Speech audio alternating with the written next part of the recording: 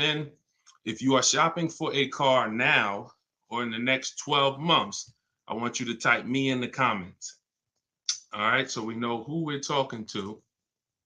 And Instagram. All right, Instagram. I see Instagram log this out again because I switched from the screen. We're just getting used to this. But as you come in, if you are shopping for a car now or in the next 12 months, just type me. And I want to know, because I want to talk specifically to y'all. If you're shopping for a car, after that, that's fine. But I want to talk specifically to the people who are shopping now. Now, after you let us know if you're shopping, I want you to check in. Where we at? Where are we at today? Let me know where you are in the country. I like to do a roll call, check in. Where are we at in the country? Good to see you, Calvin. Good to see you, Catrella. Good to see you, Charlicia. Steeler Nation, St. Louis in the building. I see you. Okay. Hold on. Let me go here. TikTok. All right. Where y'all at? Let's. Okay. I see Dallas, Texas. I see Tampa. Hold on. I'm trying to see every Chicago, Illinois, VA Beach, Utica. I see you. Check in. Where we at today? Where we at this afternoon, evening, morning?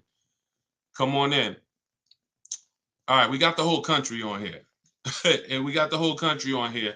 All right, I want to welcome y'all to Car Q&A with me, Deshone the Auto Advisor. As you come in, if you could spend a minute or two with us, 5-10 minutes, an hour, you're gonna get a lot of value out of it. We're getting ready to do some rapid fire Q&A, and we're gonna be answering all types of questions about car shopping and what you need to know to make sure you're saving thousands on your next car and every car you get after that. So as you come in, if you're not subscribed, if you're not following, you will benefit from hitting that follow button. You will benefit from hitting the subscribe button, because we're going to be doing this live show pretty regularly to make sure that you guys have access to all the information. So before we get into Q&A, I want to give people time to come in. I also want to finish up the housekeeping. My new digital book, Car Shopping for People That Hate Car Shopping, is now officially released. We are doing a 75% off sale. It's normally $97. It's a digital book. It has links to videos. It has links to my scripts. There's no guesswork in this, y'all. I want to give y'all a process that y'all can use for the rest of your life without having to worry about, I want y'all to be able to guarantee your success. So if you're on Instagram, you can go to the Instagram bio. You won't leave the broadcast. Get your 75% off, because it's only available for a few minutes at 75% off. TikTok bio, and then Facebook and Instagram. Y'all can go to deshonsbook.com, or you can scan the QR code. So let's go. Let's get your questions going. I want y'all to enjoy using that book. Get your 75% off and enjoy not reading it, enjoy using it. All right. So let me see. Let's start bringing in some comments. Where's our first question? Do I have to get financing? Oh, by the way, in a few minutes, y'all, I'm going to be giving y'all a very, very deep look into a game that's going to help you understand leasing versus buying. So in about 5-10 minutes, we'll start that game, and you're going to love it. You'll never be confused on whether leasing or purchasing is going to save you more money after we play this. Do I have to get financing to lease a car? No, you don't. Whenever we lease a car, we are always using the dealer's financing department, their company, the bank that makes the car. And because we can't shop for our own financing, how do we make sure that they're not marking up the interest rate on the lease? Multiple offers. There's no way for you to make sure they're not marking up the interest rate on the lease without multiple offers. That is what reveals the true deals when you're shopping for a lease. So there's no interest rate to shop for, but we must protect against interest rate markups with multiple offers, because some dealers will mark up the interest rate and never tell you. They'll just give you the quote, and they're depending on you not shopping their competition to find out that they marked up the interest rate on the lease. All right. So when you get your offers, it's always with multiple offers. Shout out to the sharers. Shout out to everybody who's sharing the broadcast. If this is your first time on a live with me here, just type 1. Type the number 1 if this is your first time on a live. I'm near the end of a 3-year lease. Is it best to buy the vehicle or lease another? It's very rarely best to buy. Very rarely. Shout out to the first time viewers. Good to see y'all. Very rarely, if ever, good to buy your lease. I'm going to tell y'all why. Because when you buy your lease, you're buying a used car. When you buy your lease, you are buying a used car. That's all that's happening. So, being that you are buying a used car, you need to know if would I normally buy a used car versus leasing. And the only way it makes sense to buy your lease out is if you're keeping the car another 8 years. I'm going to tell you why. You've already had the car for 3 years. You've already had the car for 3 years. Most people, when you buy your lease out, you're getting another 5 or 6 year loan for the balance. So you're committing to 8 or 9 years of payments on the same car. This spills into bad lease deals. The reason we don't take 48 months leases on a lease, because we're paying too long on a vehicle that we're giving back. We never want to be tied up long term in a vehicle we're giving back. That's the whole point. Leasing is meant to be 3 years, 39 months, sometimes 2 years, depending on what they're offering, in and out, switching cars very fast, always under warranty, keeping our payments low. Okay. Can y'all light up TikTok with the likes? Can y'all continue to tap the screen on TikTok? I see we got a few hundred people. We got about 400 people on total, all the broadcast. Could you actually hit that share button? Because I promise you, y'all, no one will ever get mad at you for sharing my page with them. I guarantee you that. In fact, my goal is to get them to thank you. Hey, thank you for sharing that. I like that guy's stuff. We try not to waste any time here. What about paying cash? VJ Live said, let me put this question up on the screen. If you're on, make sure you're subscribed on YouTube so y'all can see the whole thing, the presentation, when we share these numbers. We can't do that on Instagram and TikTok. So VJ Live said, what about paying cash? I have about 15,000 and I don't want payments, but they keep trying to push me to 25 grand range so I can have payments. Here's the thing. If you can find a quality car for 15 grand, great. If it's going to force you to buy something that's not, who's heard you always pay cash for a car? If, as you come in, thank you, Godhead. Shout out to the sharers. I see y'all. Who's heard always pay cash for a car? Type me in the comments. If you've heard always pay cash for a car, type me in the comments. I see y'all lighting up. Keep tapping the screen on TikTok. We appreciate it. Y'all lighting up the likes. Y'all can see where we at on the likes in the top left. Who's heard always pay cash? Right? 5150 times heard it. VJ Live said, heard it all my life.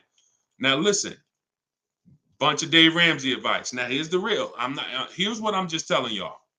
We got a bunch of people on here, hundreds of you all say, yes, I've heard you pay cash for cars.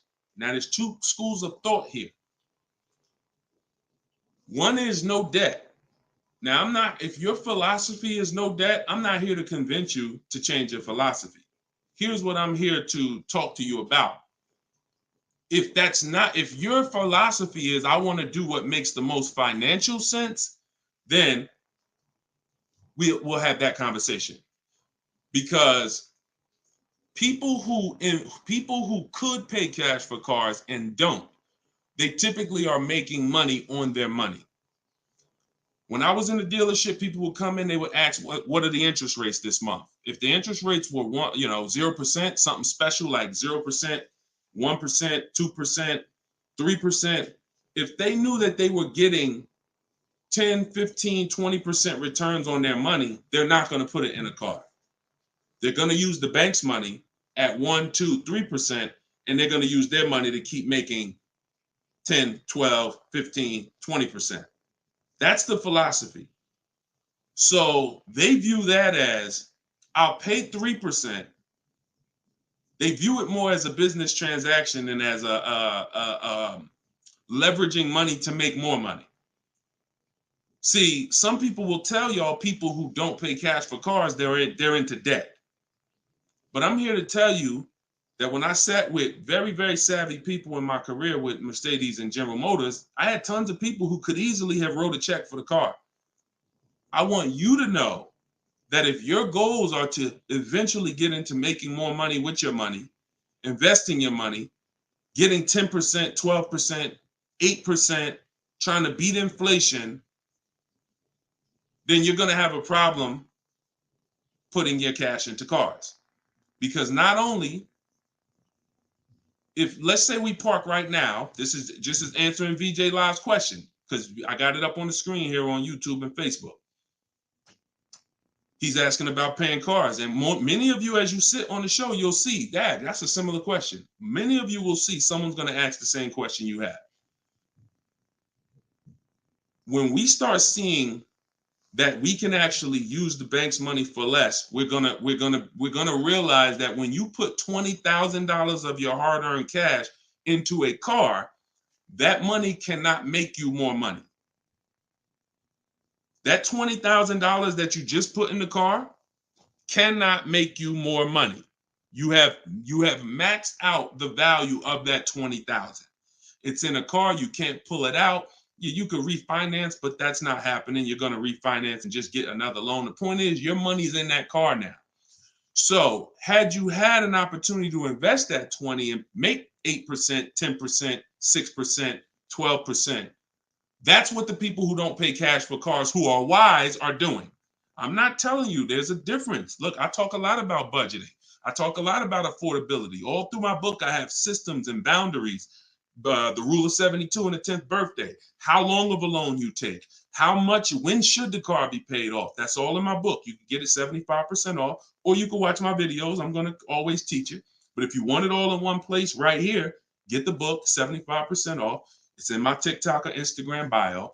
But that's what we got to know. We got to know if we're going to use leverage and use the bank's money, there are extremes of leverage. There is over leverage. And we cannot be over leveraged. That means we're taking a loan that's too much, too long, we just want to borrow to try to afford a car. And you see this a lot with older cars, people buying luxury cars that they really can't afford because, brand new, the car is 80 grand. But if they get a 10-year-old one and they get a 5-year loan, now they're in a 2013 AMG Mercedes with 90,000 miles on it. So that's the opposite extreme. Using leverage and loans to buy things we can't afford. But then the other opposite extreme is paying cash when we don't have to. Finding that balance between getting the car we want, getting the best car we can afford. Because you said, hey, I'm trying to find a car for 15 grand. I can't find it. They want me to spend 20, 25. Well, the name of the game is you better learn how to find if there's any cars out there for 15, you better learn how to find them. And you look everywhere, you look over all the marketplaces, and before you raise your budget up to 2025, we have something we do called the perfect budget. You got to go to 17 first. You don't go from 15 to 2025. You go from 15 to 17. See if I can find anything good for 17. Oh, I can't. All right, now I go to 19. And I have this calculator that's going to help you guys inside the book. It's called the Perfect Budget Calculator. You put in the money you have, you put in what you want your payment to be. It's going to tell you how much car you can buy. You put in your state, so we could have. How many times y'all walk in, right? And you're like, man, I want to spend 25 grand on a car, but you forgot to factor in taxes and the fees. How many times does that happen? Type ouch if you've ever dealt with that. Let's be willing to be honest. You had a budget in your mind. This is what I want my monthly payment to be. This is what I want to spend on the car. Next thing you know, you're a little over that budget, or sometimes a lot over that budget, and you're leaving like, all right, I see you, 919 Mike. Thank you. I see you, Mika Larkin. Shout out to everybody willing to be honest. See, in order for us to really make sure we don't make these mistakes, we got to be honest of the fact we've made them. So that's what we want to do. We want a budgeting system that tells us when we can. You spend any more than this, and you're going to be over your budget.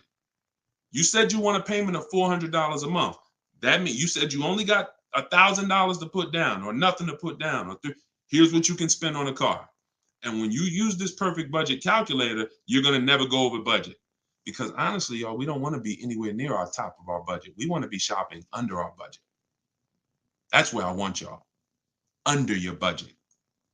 That's why I said if your budget was 15 and then your max might be 20, 25 with a loan, all right, we got to go from 15 to 17, to 17.5 to 18. We don't just jump to 20, 25.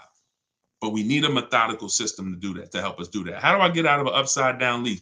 Jose, you can only sell out of it. That's all you could do. You could sell out of it. If you, no matter what, y'all, who's in a car that they want to replace and they think they're upside down? They may have some negative equity. This is all in the book. I would really like y'all, the reason why I'm doing the 75% off, couple reasons. The book just officially came out, but I really want y'all not having to remember this. Yes, this live rebroadcast is going to be syndicated. So no matter when you're watching it, the information is going to be valuable and applicable. But I really want y'all to have the book so that you can actually reference the information over and over again. Thank you, B-Bad. Thank you for this info. Thank you, SJF Racing. So, all right. Yes, 25 goes to 30 real fast. Let me show y'all something, and then we'll continue. This is where we are right now on Goodreads.com. We're rated 4.94.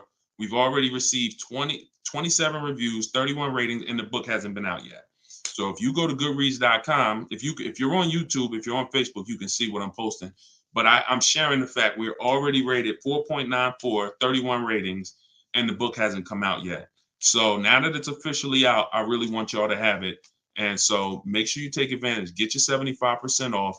It's normally $97, but while you're watching here, it's 75% off. Everything I teach is in there in one place, so you don't have to remember it. All right.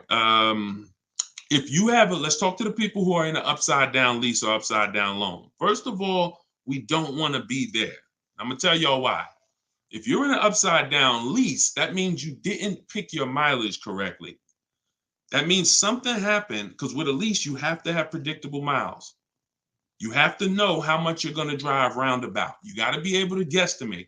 That's why if you're running a Turo business, when you're trying to rent the car out for, 40,000 miles a year, or you don't know how much it's going to be on that car. Could be 20, could be 40. A lease is not good because you can't predict the mileage. But in normal life, we can predict our mileage very closely. Now, when things happen, let's say you were working at home, and now all of a sudden you are, you're not working from home anymore. Now you got to drive into the office to 20 miles away. Well, that's a lifestyle change. That can lead to you racking up mileage penalties. But here's what we don't want to do. You don't want to buy that car, y'all. I'm going to tell you why. Every time you lease, you have a price that you can buy the car for. Most times it ain't worth that. Yes, in the last couple of years, we saw a couple cases where, the buyout prices were good. Before the pandemic, the buyout prices usually were nowhere near what you could get a comparable used car for. So if your car was 3 years old with 36,000 miles on it, the prices they were putting was to make you not buy the car, was to make you send it back to them so that they can handle it and resell it. So if the price wasn't worth it to begin with 36,000 miles, I've seen people, you go over your miles and you're like, I'm over the miles, I'm just going to buy it. The price wasn't worth it with good mileage. The price wasn't worth, if you had 36,000 miles, that car wasn't worth you buying for the buyout price. You actually have 48,000 miles and they want you to pay the same price for it. So it's important that if we have to deal with penalties because we didn't structure the lease correctly, or because we didn't quite know what we were going to be driving, or we had a lifestyle change, taking the penalty and applying it over to our next deal is always, not always, but in most cases, going to be less money than us buying an overpriced car with high mileage now. We cannot just keep buying our leases without doing a market check. So when you asked about how do I get out of a lease with negative equity, all you can do is find out what the penalty is. There's 3 ways that you could get out of this thing. You could either pay the difference. So if you got, you could wait until your mileage, and this is, all right. If you have negative equity on a lease, I don't even like to call it negative equity because there's no such thing as negative equity on a lease. There's penalties. That's different. Penalties on a car you purchase. Yes, there's negative equity. You bought it, you have a loan on it, the value is not worth the loan, negative equity. With a lease, we have penalties, over mileage penalties. And now some people say, well, I'm gonna go over mileage, I'm gonna get out of the lease 3 months early. But you don't realize if you get out of the lease early, what do you still have remaining? Payments. Three months of payments, 6 months. Who's ever had a dealer say, hey, don't worry about the payments, we'll take care of the old payments? Who's ever heard that? Type me if you've ever had a dealer say to you, don't worry about the old payments, we'll take care of the old payments. Okay, lots of you. The problem with that is the payments don't disappear. They always get rolled over to the next lease. They always get rolled over to your next deal. So what I want y'all to start doing is I want y'all to see that the money is not hitting. When you have negative equity, 5,000, you got this baggage from your old car, it does not go away. It gets either transferred or you can pay off the difference. So the key is to stay out of negative equity, to stay out of penalties, because yes, once you have them, they have to be accounted for.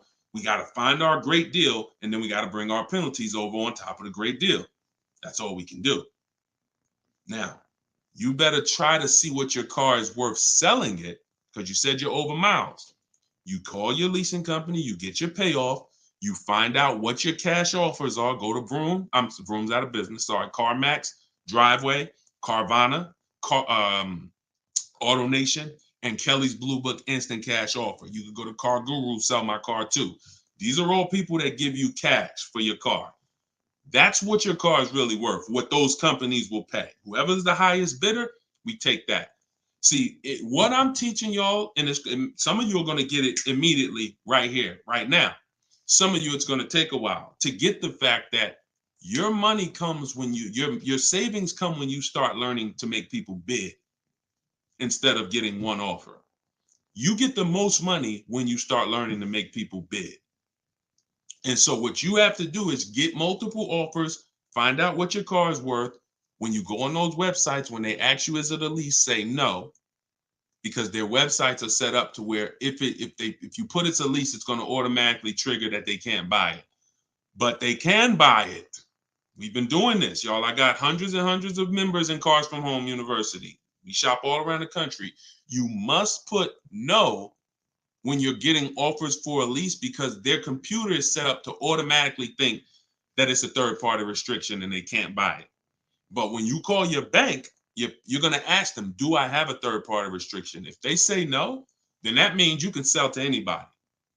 But again, the way these companies are set up, they saw us making all this money on these cars, and the bank said, no, we got to do these third-party restrictions. And there was so many people going to those websites saying, oh, I'm about to sell my lease. And then they would get there, or they would talk to them and they would say, no, we can't buy it because it's a third-party restriction. So they just made their website default to, we don't buy leases, but we do know if you don't have a third-party restriction, they can buy your lease.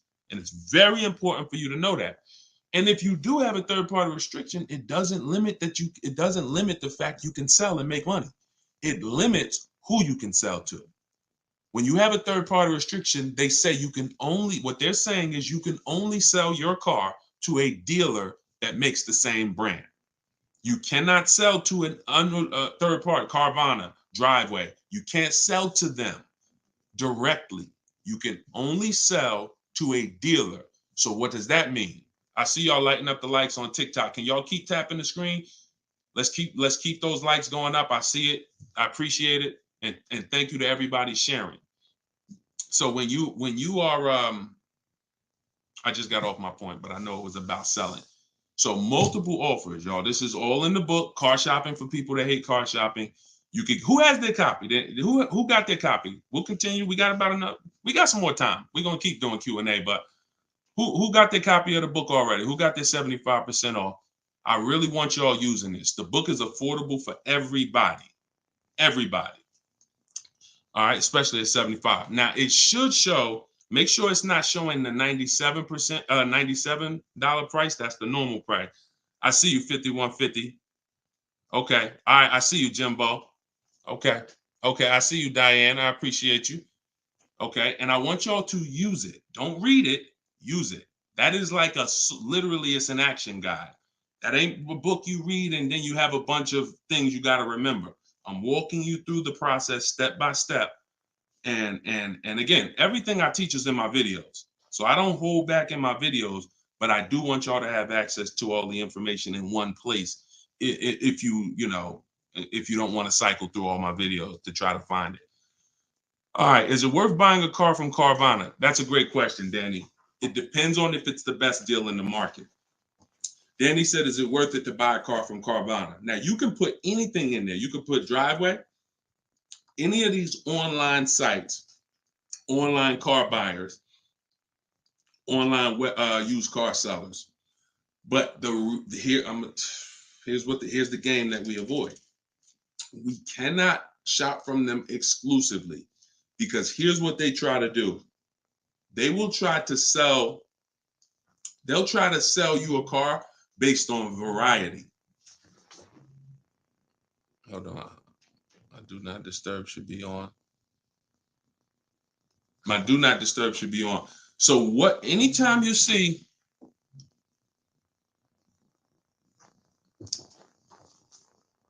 hold on one second.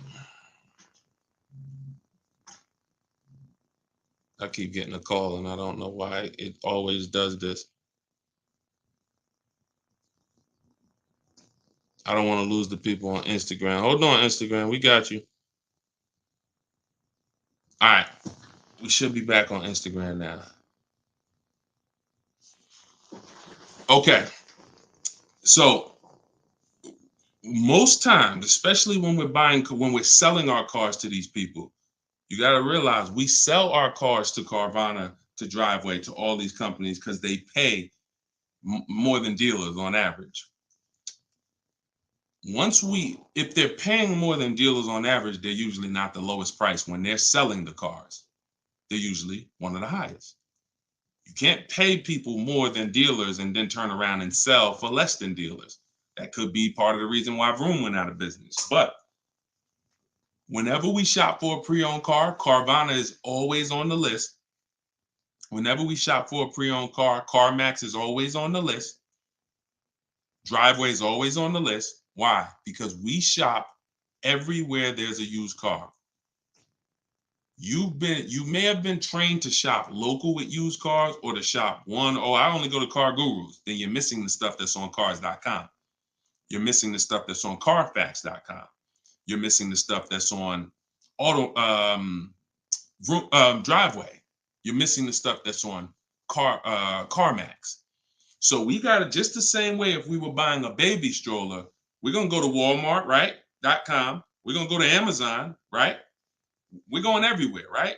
That's the same way we got to be when we're shopping for used cars. Carvana is just one marketplace.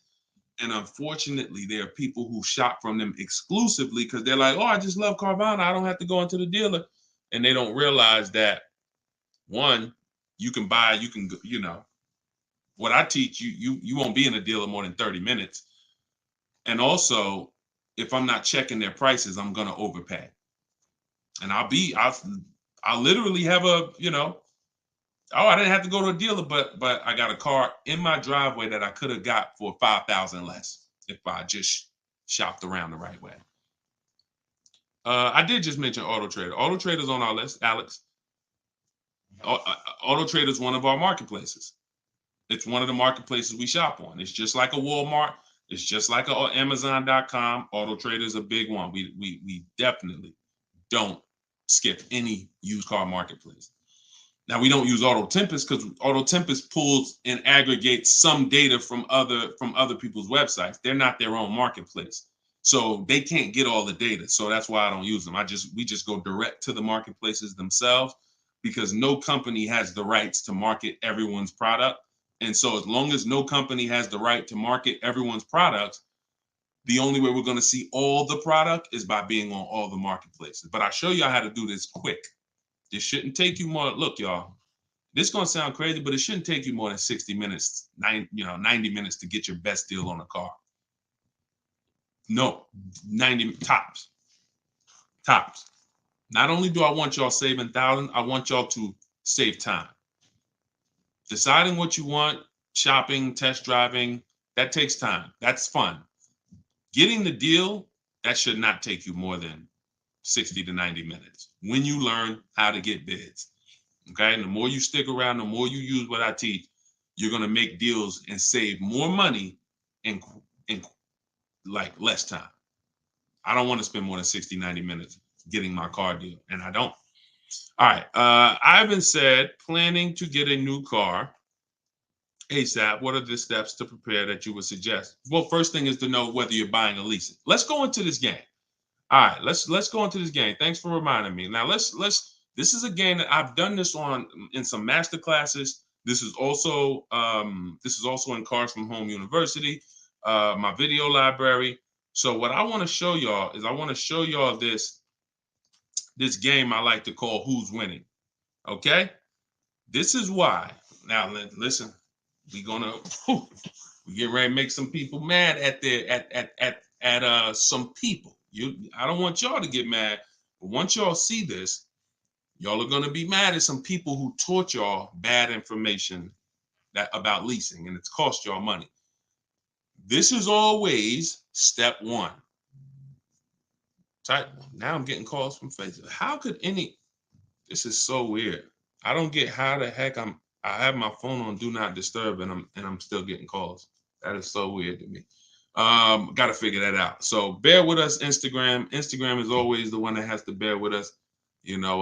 But all right, so this is what we're doing here. And look, go to YouTube or go to Facebook and watch the rebroadcast. Rob Rue said, "Where do I purchase the book?" Everybody who wants to purchase the book and get the 75% off, if you're on Instagram or TikTok, go to my bio, click the picture of me, go to my bio, you'll see a link, and then you'll see 75% off. Grab it. You won't even leave the broadcast, so you don't have to worry. You'll be right here. You'll still be able to hear me. And then if you're on YouTube, or you can go to deshonsbook.com. If you're on Facebook, go to Deshon's Book, or you can scan the QR code. So what we're about to do, I'm going to ask y'all a question. We're going to go down the road and we're going to compare two different people here. People who buy a car and people who lease. This is step one. Before you think about how much you're getting how much you're going to pay, your budget, any of the things, do I have down payment?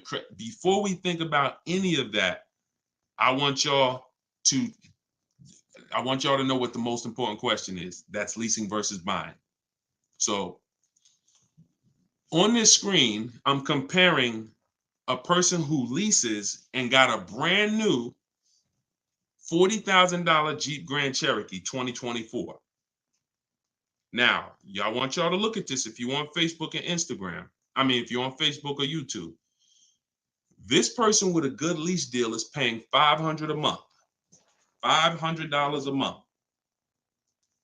for a brand new $40,000 car. Now, the person who purchases, some of y'all know every $5,000 on a loan is about $100 per month. So if you're looking at a $40,000 car, you're looking at about $800 per month on a 5-year loan. Now, I got this person in here on a 6-year loan at $675 a month. That's how much this car costs. 6-year loan, 3.99%. $675 per month. Let me ask y'all a question. Looking at this screen, who's winning so far? Two people drive off the lot in a brand new Jeep Grand Cherokee. They have the exact same vehicle. One is white, one is gray. One person's paying $500 a month. They're leasing it. One person's paying $675 to buy it. $675 for 6 years. Who's winning, the lease or the purchase? Put L or P. We're just talking about, literally, we just drove off the dealership. You sitting in this car next to me. We got the same truck. I'm paying $500 a month. You purchased it. You're paying $675. Who's winning? The lease. Exactly. If you're saying purchase, you're missing it. You and me are in the same car. I'm leasing the same car as you for $500 a month. You're paying $675 a month. Same exact car. Who's winning? Exactly. See, Rob, and these are the things where we can't look. There is no, the purchaser is not winning. It's not no. It depends. We have to go straight up. We have to go straight up by the numbers.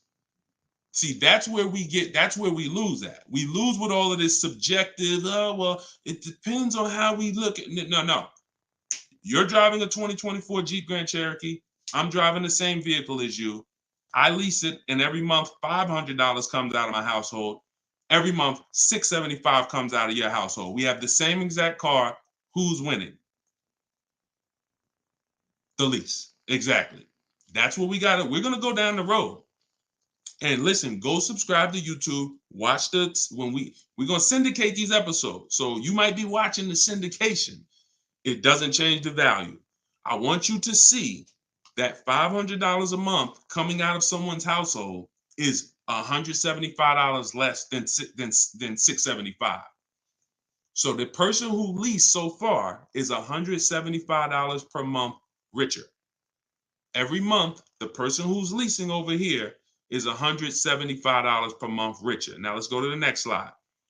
Now, 3 years later, person wants to buy. Person wants to buy. Now, here's the thing about the purchase. There's an amount you owe. On a 6-year loan, they would owe $24,000 at the end of 3 years. I've already done it. You can watch this. That's how much the balance on their loan would be. It would be $23,400. So that's the amount they need to break even on the car. Now, mind you, they've already spent $175 per month more than the person who leased. So they're $6,300 poorer. You can see they're $6,300 poorer. See, I want y'all to see that everything that you're doing when you're not leasing is trying to catch up to the person who got a great lease deal. Everything from the moment you purchase, you're putting so much money out into the car compared to the people who get great lease deals that now your only goal is to catch up to them. This is why this is step one right here. Go to YouTube, watch it on YouTube so you can get the whole view. So 675, 500. Now, this vehicle, y'all, is 40,000 brand new. What is a 3-year-old vehicle worth? If it was 40,000 brand new, what is it worth after 3 years? 40,000 is a fair estimate 24,000. I tried to look at what I believe a fair estimate is for a 3-year-old vehicle resale value. If we purchase a vehicle for 40,000 in 3 years, when we go to trade it, 36,000 miles, is it fair that vehicle, a fair estimate is about $24,000? You're not getting 28. Let's be honest here. We're not buying a vehicle for 40, coming back and get 28 3 years later. So here's the problem. When we get 20, you're not getting 28. And don't let the last 2-3 years of having high resale values confuse y'all. Don't do that. You will destroy yourself. You don't want to. There is no class, Solomon. There is no class. This is the class. Just tune in and lock in. Like, this is serious financial education that is going to be simple if you just focus on it. If you buy a vehicle for 40, the average that you're going to see that vehicle when you go trade it in is you get about 24 on. That is going to be a good cash resale value. And that's what happens to most people. And as you can see, they still owe, if your vehicle's only worth 23,400. I mean, if your vehicle's only worth 24, but you owe 23,400, you're breaking even. This is nothing. Like, I've already spent so much more than the person leasing. And now when I go to trade my car in, I'm not even able to get enough money to catch up to them. I'm not able to I'm $6,300 behind the person who leased when you purchase, and I'd have to get all that money back to make it worth it to have bought. That's why, y'all, when you buy your cars and trade in, you notice how much you always worry about how much you're going to get for the car. Y'all notice that if you're a person and you buy your cars and you keep them 2, 3, 4, 5, 6 years, you notice how you're always worried about, man, that's all you're giving me for my car? That's all you're giving me? Nah, you got to give me more than that. You know who doesn't worry about that? Keepers. Anybody in here who buys a car, keeps it till the wheels fall off, you never worry about what the car is worth, right? Because you're using all that value. That's what we do when we purchase. But here with a lease, you're always behind. If you purchase a brand new car compared to a person who leases, you're always behind. You can't catch up with them. You're paying too much money. So this is an intro. We didn't even talk about the fact, what if the person has an accident? And I really like wish that y'all could see this on YouTube. And can y'all see the screen on Instagram? I don't know. Are y'all able to see the slides on Instagram? I don't know what view y'all have on Instagram, but we're not talking about if the person has an accident. If the person has an accident in the car that they own, you lose two grand of your value. So the buyer is always behind. Now we can go down the road. When we go down the road, you'll see that eventually the person starts catching up, but it's only after 8 years. You can't catch up to somebody who's paying $175 a month less than you to drive the same car as you.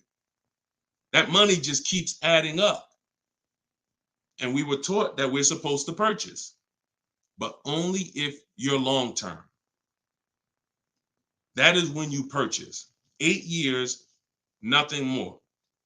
All right, so I got to see how I'll probably try to do this and go deeper when I can get some. It's hard to do it because they can't, everybody can't see it. So just watch the replay of it, and you'll be able to see it. But this is the difference, y'all. Queen Mama said, "I'm a keeper and I need to break. I need a break from car payment." See, but let me ask you. Can I ask y'all a real question? Why are car payments the only payments we need a break from? Let me ask y'all a very real question, because car payments we need a break from, but we're okay with cell phone payments. We're okay with insurance payments. We're okay with car insurance payments. We're okay with, this is like a cost of living. And I don't have a problem when it comes to financially, I want to pay cash for a car,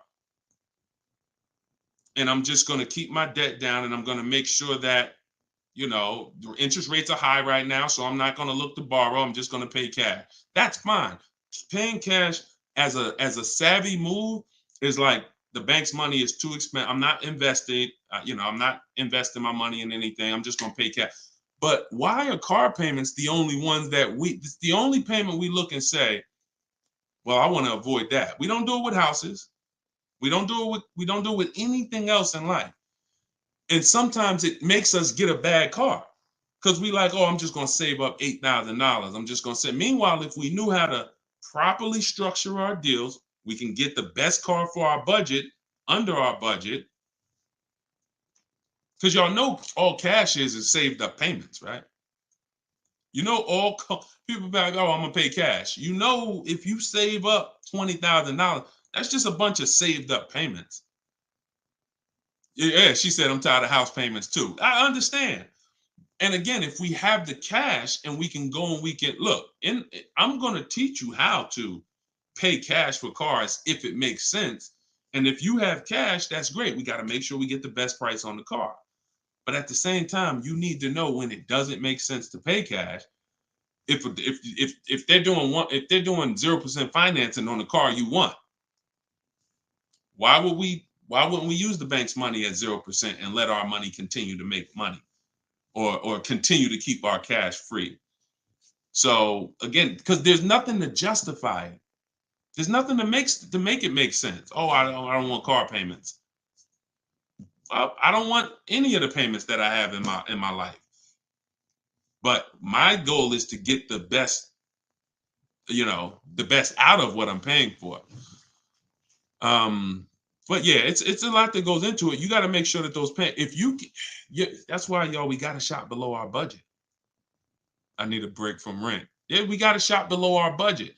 Look, when we let people talk us into cars that are above our payments goals, that are above our monthly expense goals, oh, now we get tired of them. But if your monthly budget was 500 and you went in and you left with a great car at 450, 425, you ain't really tired of that payment. You're tired of the payment, right? Like, you're tired of the payment that's 700 when you really didn't want to go above 650. Now you're like, dang, I'm paying 700 for this car. Dang, I'm getting tired of this. When you're under, you don't get tired when you're under your budget. You get what I'm saying? Does that make sense? Type I don't know, $, if that makes sense. We only get tired of payments when they're over our budget. When they're comfortably within our budget, we're never tired of them. That's why we're fine. So, but we got to learn how to get the best cars for our budget, and that comes through multiple bids. You have no idea. And then it comes through leasing versus buying, which is what we've been talking about in this initial thing. In this initial thing. I'll try to get everybody on one stream, where y'all could all see, because I really want to focus on the people who can see the slides. And because I know I could engage with them because they can see the slides, and then but it's people who can't. So that's all right. We'll continue to adjust. But you got to know, believe me when I tell you, thousands of people have learned that the biggest issue of affordability for the cars that they're driving was the fact that they didn't understand leasing. Leasing is going to get you 30, 40% more car for the same money when you learn how to get great lease deals. All day long. So if it's people who driving a daggone $50,000 car, they got a $900, $1,000, $1,100 a month payment. At the same time as people driving $50,000 cars, and look, this is their payment. I'm gonna show y'all something that's gonna blow your mind. You can't believe that this is a payment on a car. Right here, look. Greg is in our Facebook group. He's in our Cars from Home University program. He said, my first time posting here. His MSRP on his car that he got, it's a Kia EV6 Win with the tech package. $56,275 car, y'all. $56,000. That vehicle, if he went in there and said, I want to purchase that, man, I'm not leasing nothing. How much is it? That vehicle is $1,100 a month on its best day. 5-year loan, $1,100 a month. If he stretches out the loan 6 years, maybe it's $1,000 a month. I don't ever recommend you go above a 6-year loan. When we get into structuring our deal, y'all gonna hear me talk about the rule of 72, 10th birthday. We don't ever want to go above a 6-year loan. It's very risky, and it's a sign of affordability. We can't afford the car. It's like a 40, 50-year mortgage. So the point is, if he walks in to get that car, he's leaving with a $1,000 car payment. Same car. Look at what he got, y'all. Shopping multiple offers. The dealer that won the bid, his payment is $527 a month. $527 a month. He gave him first month's payment, and he drove off. He said no other dealer came close. Some people may have shopped that car and said, Deshone, I was shopping a lease for that car. They was telling me it's $800 a month. Absolutely. That's normal, because the overpriced dealers that we don't buy from are going to take their shots. But in order for us to see that, wait, this car is not really $800. The best deal on this car is $527.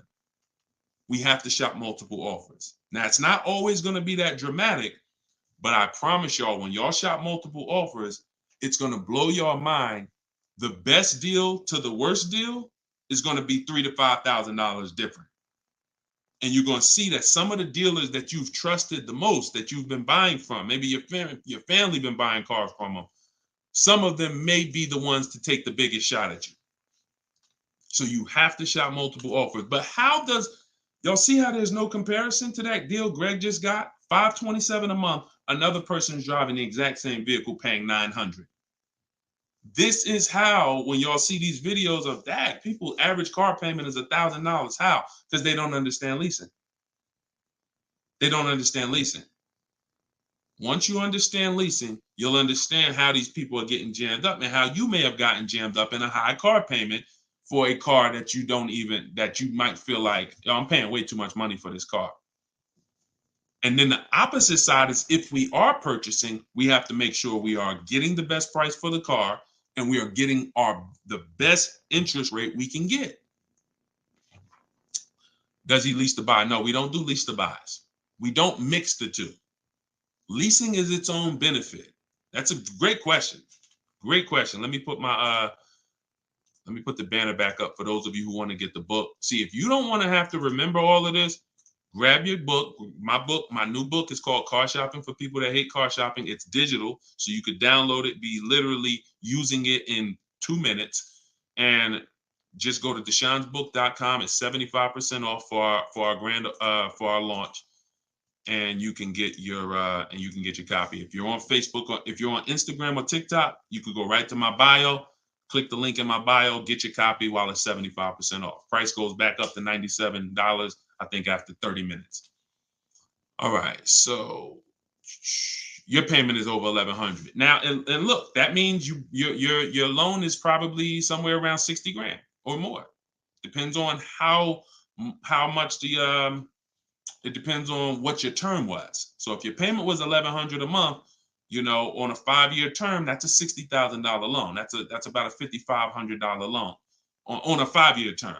So you want to look at other ways to acquire that car. Is there a way that I could have been in this car for less money? Now, watch this, Gigaware, because he's being honest. My payments is $1,100. If you are buying that car and your intention is to keep it, and that means your intention is to keep it for 8+ years, you're going to pay off that car, and then you're going to just, start to catch once you don't have a car payment, you can start to catch up to the person who leased, because the person who leases is always going to have a payment. That's the downside about leasing. There is no opportunity for you to pay off the car, and you don't want to. Again, it's not like when you're not keeping cars long enough, you're getting great lease deals. The goal is not to pay off the car. The goal is to drive the most car I can for the least amount of money. That's the goal with a lease. The goal with a purchase is to now pay off the car and start to now keep the car long enough for the depreciation to cool off. Depreciation is the value that it loses every year. Thank you, Becky. Good to see you as well. Long time. Great to see you. So depreciation is the value the car loses every year. When you buy a brand new car, you lose 20% the first year. Then you lose 15%. Then you lose 15%. Then you lose 12%. Then you lose 10%. And as you keep the car longer, it gets to a point where you're only losing 5% or so a year. But you must keep that car long enough to get to that point.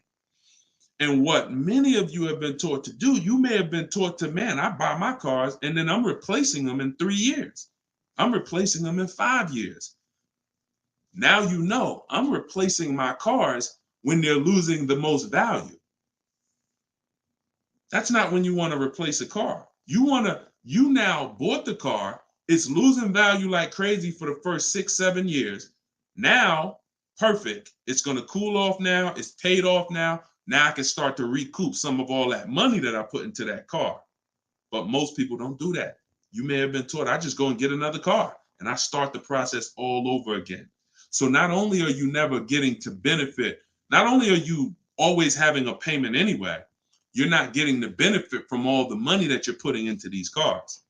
You're never allowing the depreciation to cool off to where you got no car payment and you just got a car out there and you can stack some of this money up. It just happens all the time. It's an issue of not understanding leasing. Leasing is for short-term people less than 8 years. Purchasing is for long-term people more than 8 years. And don't worry, we'll continue to go deep on this. All in the book. So anyway, anybody who wants to really know this and have it all in one place so they can use it, if you're shopping for a car now or in the next 12 months, you need this stuff right now. You know, I got tons of videos all over all my Facebook pages. But if you want all the information in one spot, get your book at 75% off. Just make sure that it's not showing the $97 price. Whenever you click to the website, make sure it's showing the 75% off price. So you can purchase off the bank loan. I don't know what you mean by that, Skinner. Is it smart to lease and then buy it out? No, see, and again, that's a very common question. Yo, what's the benefit of that? I mean, somewhere along the lines, we heard about leasing to buy. We don't want to, you're only leasing because you don't want to buy the car. You're buying the car because you want to keep it and take care of it for the long run. I see you, Dr. Coop. Congratulations. She said, I got the book. Enjoy it. Use it. Don't read it. Use it. And, I really can't wait to hear your success story. There's no reason. Look, when I'm going into a lease, and you got to have this in your tool belt. Some of you, your children are not going to keep a car 8 years. You're going to need to set them up to get a great lease. Yeah, you might be a person who like Deshone. I just buy my car, man, I keep it 10 years. If that's you, type K for keeper.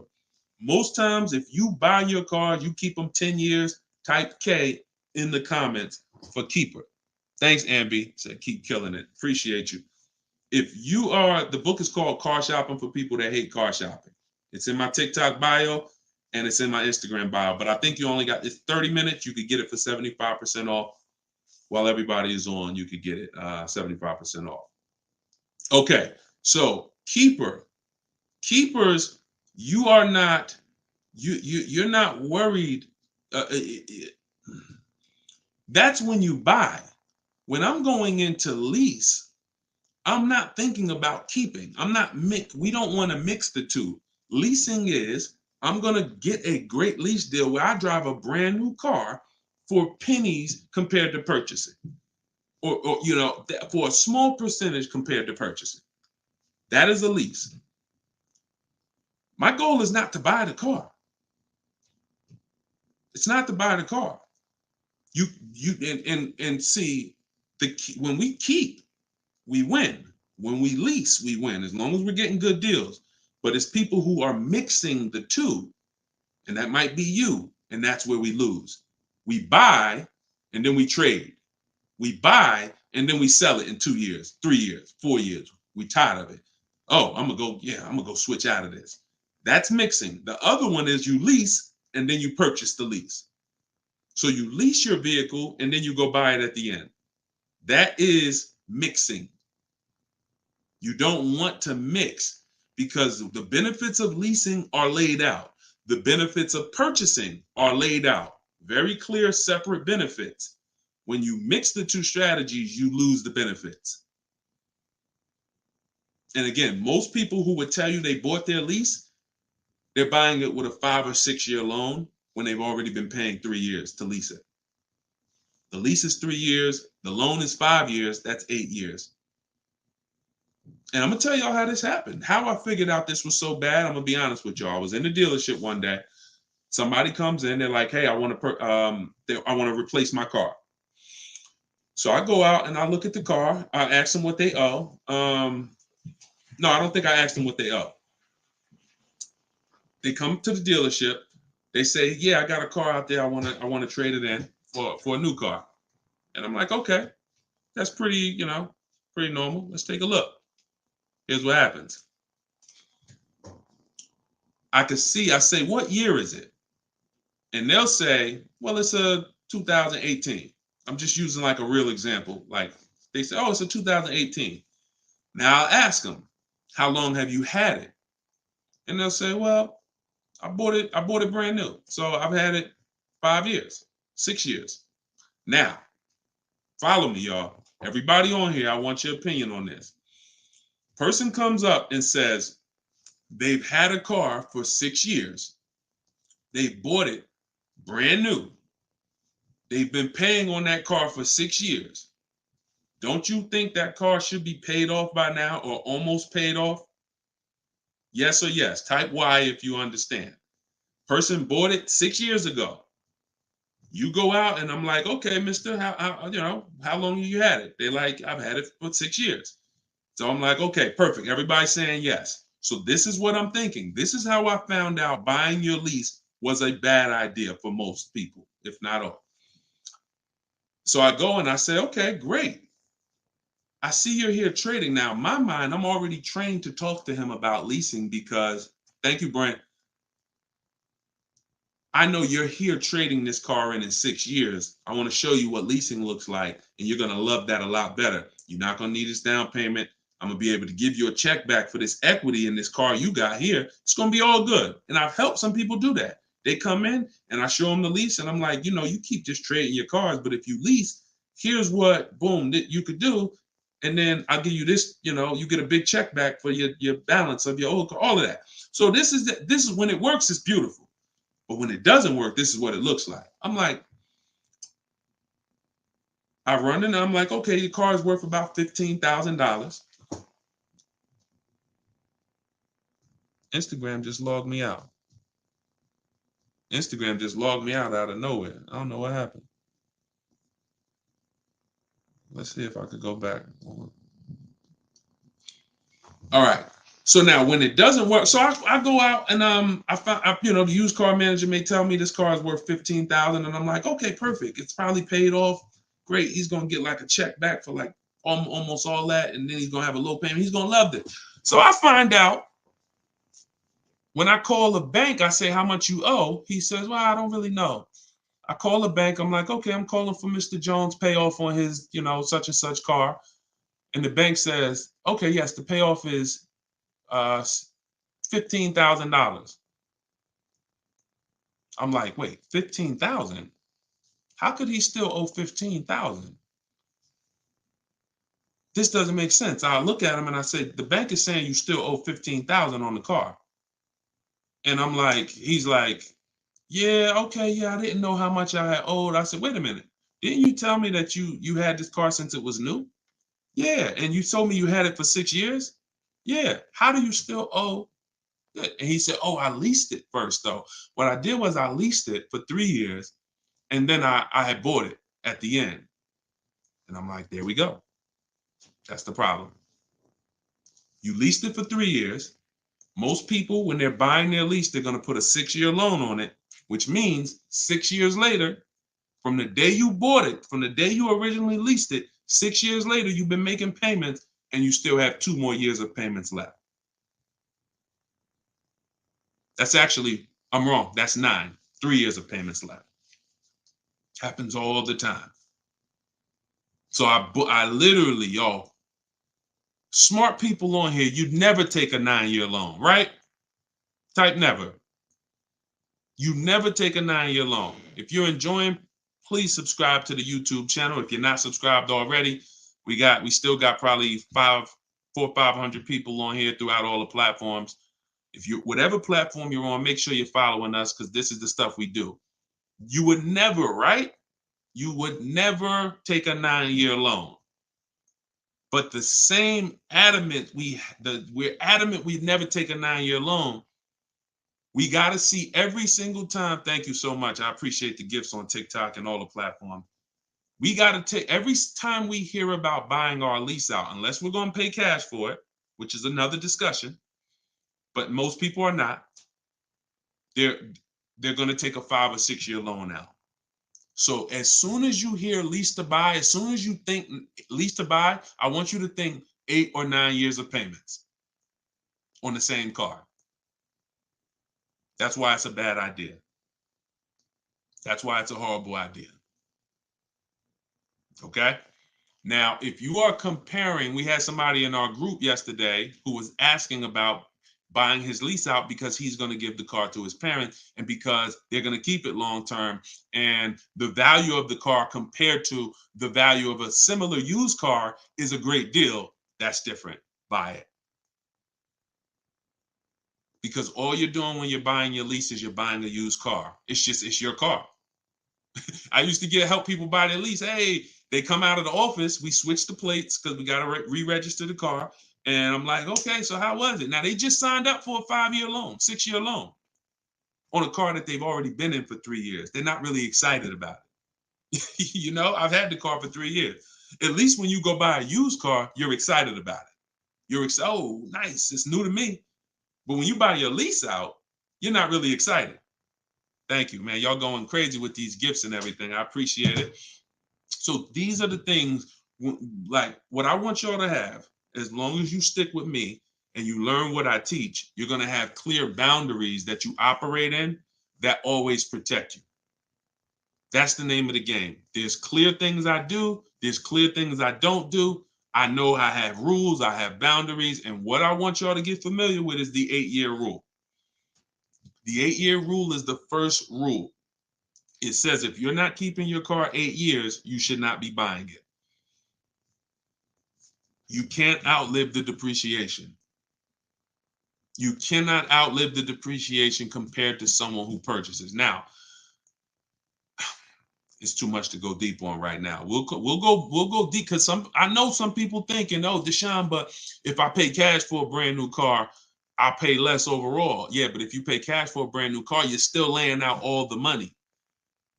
You're still laying out all the money and you're still trying to get that back. You're still, oh, I paid 30 grand, 40 grand, 50 grand. Do you understand that a person who leases that same car, what would you rather be? Big dog who thinks you're big dog because you're going to write a $50,000 check, or a person who comes in and says, I'm going to get that car for $500 a month. Do I want 50 grand coming out of my bank account going into a car, or do I want $500 every month? It's much more, it's a much more pleasant feeling to give a bank $500 every month to drive their $40,000 car than it is to say, okay, you want this $40,000 car, then you come give us a check for the whole amount and the taxes and everything. Now I'm taking the check out, boom. And again, there are situations where that's right, but I want you may have been somebody who's like, yeah, but I don't think it's right for me. And that's okay. That's okay. I'm not one of these people that's going to make y'all feel like you are wrong by using leverage and learning how to creatively acquire cars where it's a little bit of money coming out of your bank account every month versus what people have told y'all and how you should be buying cars. Thoughts about leasing luxury vehicles. It doesn't change, Dr. Doctober. That's a great question. He said, what are your thoughts about leasing luxury cars? Same principle, 8-year rule. I don't care whether you're leasing a G-Wagon, whether it's a Bentley you're looking at, whether you're looking at a Toyota Corolla, the 8-year rule is what applies. Because the 8-year rule takes into account the depreciation. If you look and say, that's a car I'm keeping for 8 years or more, you buy it. If that's a car you're not keeping 8 years, you're going to see you'll pay thousands less and drive a better car leasing it, even if you try to buy it used. So I'll need more than one broadcast to really go deep on this. I'm just getting familiar with how to use all of these tools where I can show you all stuff. But we'll continue to go deep on this. This is not a subject. If you've gotten years and years of bad advice, it's not always. Some of you get a breakthrough immediately, and some of you it takes more time because again, it's been beaten to your head, and people with loud voices who shout tell you this is what you do, or you never do this, or you always do it like this. You know, like who's heard somebody say never buy a used car? I mean, never buy a new car, always buy used. Who's heard that? Type of U for used. If you were taught you always get a used car, you should never get a new car. Who's taught that? And we got a couple more minutes. We'll stay on. We'll do some more questions. As long as y'all continue to share the broadcast and continue to stay tuned in, I see we still got hundreds of people on. Then we'll continue. All right, now let me tell y'all how. See. You either have to teach something that works for everybody, or what you teach will mess people up. If somebody says to y'all, every single one of you should be buying used cars, because that's what they'll say. Never buy a new car. Everybody on here should be buying a used car.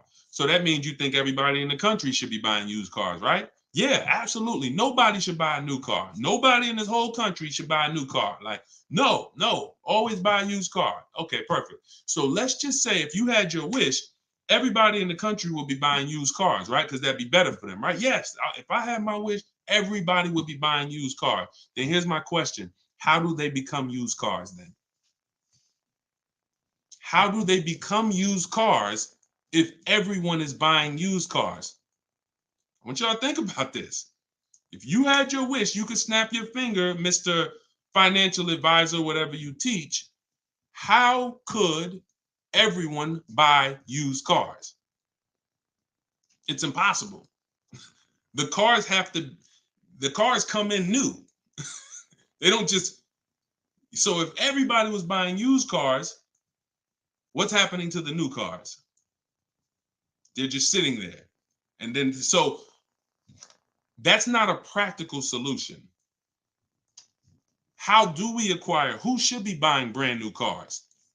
People who are going to lease them, and people who are buying new cars, who want to purchase, keep long term, and you could afford new. That's only if some people say, Deshone, I want to buy. I'm not leasing, I want to buy. I keep my car, but should I buy new or pre-owned? That depends on budget. That depends on, unless you want one specific from a year, sometimes it'd be like, oh, I want this special year. But if it's a case of, you know what, I could afford both. Should I buy new? Should I buy pre-owned? That's a matter of budget and preference. If I could afford a new one and I can keep it long enough to outlive the depreciation, then I'll buy new. But if I can't afford to get a quality vehicle for my budget, then I'll buy pre-owned. And some people want to treat themselves. Some people like, I only get a new car every 10 years, Deshone. I'm going to get something new. That's fine. That's fine. As long as it's long term, because time heals all wounds. We killing the likes on TikTok too. I appreciate everybody tapping the screen. Y'all still running the likes up. Appreciate it. Shout out to the subscribers. If you haven't subscribed to us on YouTube yet, please, we invite you to subscribe. This is what we'll do. You'll get notifications of when we live, so you can make sure you tapped in. I see you, Barbara. She said, I just bought the book. I appreciate everybody who got the book at 75% off. This is the launch. I'm excited. As y'all saw earlier in the broadcast, we're already rated 4.94 on Goodreads.com. We got 31 reviews. That book, Car Shopping for People That Hate Car Shopping, has been really changing people's lives and the way they shop. It's a tool. It's not something you read. It's something you use. So get your copy at deshonesbook.com, 75% off, or you can scan the QR code, or if you're on Instagram or TikTok, just go to my bio. And as long as you're seeing this, you still should be able to get it at the 75% off price. And it's immediate download. So, and you'll see as you read it, there's a reason I had to make it a digital book. I couldn't print it because it links to videos, it links to docs, I got scripts that it links to. There's no way I would have been able to do it printing the book. And then also, sometimes I need to update stuff, like Vroom went out of business 2 months ago. If I would have printed the book, now Vroom is, I need to be able to update real time when something happens, and I couldn't do that with a print book. I didn't want thousands of print books out there, and then something changes, and now I got to tell people, oh no, you got to get volume 2 now. You know what I'm saying? Thanks, Angelina. All right, so Dr. Coop says, I have a paid off Toyota. I don't want to trade it. Should I have a down payment? You don't need, look, if you can find a deal on the vehicle you want below your budget with no down payment, then do it. You said you have a paid off Toyota. You don't want to trade it in. Now, here's what I ask people. You put the vehicle to use, because if you're going to go and get another vehicle, then you're going to be paying for that vehicle. You don't really want, the only people I recommend have an extra vehicle is if you're a high mileage driver. Who's a high mileage driver? You're driving over 20,000 miles a year. Over 20,000 a year, type HM for high mileage. These are the only people that it benefits you having a paid off car like this. So sometimes it's worth it to buy your car, pay off the first car. And here's what I like. All right, so we got a lot of high mileage drivers watching right now. So I have a strategy in the book, and what you'll hear me talk about is really 2 routes for high mileage drivers, so that y'all can stop having all this negative equity when you come in to replace your vehicles. What typically happens with high mileage drivers, and the reason I suggest to them 2 cars, 1 car payment, is because they're putting so many miles on their vehicle, but your loan is a normal loan. Your loan is a 5-year loan or a 6-year loan. Those loans are made to go down for the normal or average driver. And even the average driver is going to have negative equity on these loans in the short term. So when you are destroying the value of your car because you're putting 20,000, 30,000 miles a year on it, it's going from being worth 20 grand one year to now it's worth 12 grand the next year because you put 30,000. You're destroying the value of it, but the loan that's attached to it is not moving. This is the indicator that the loan and the purchase price or the value of the asset is totally unrelated. They're unrelated. They don't matter.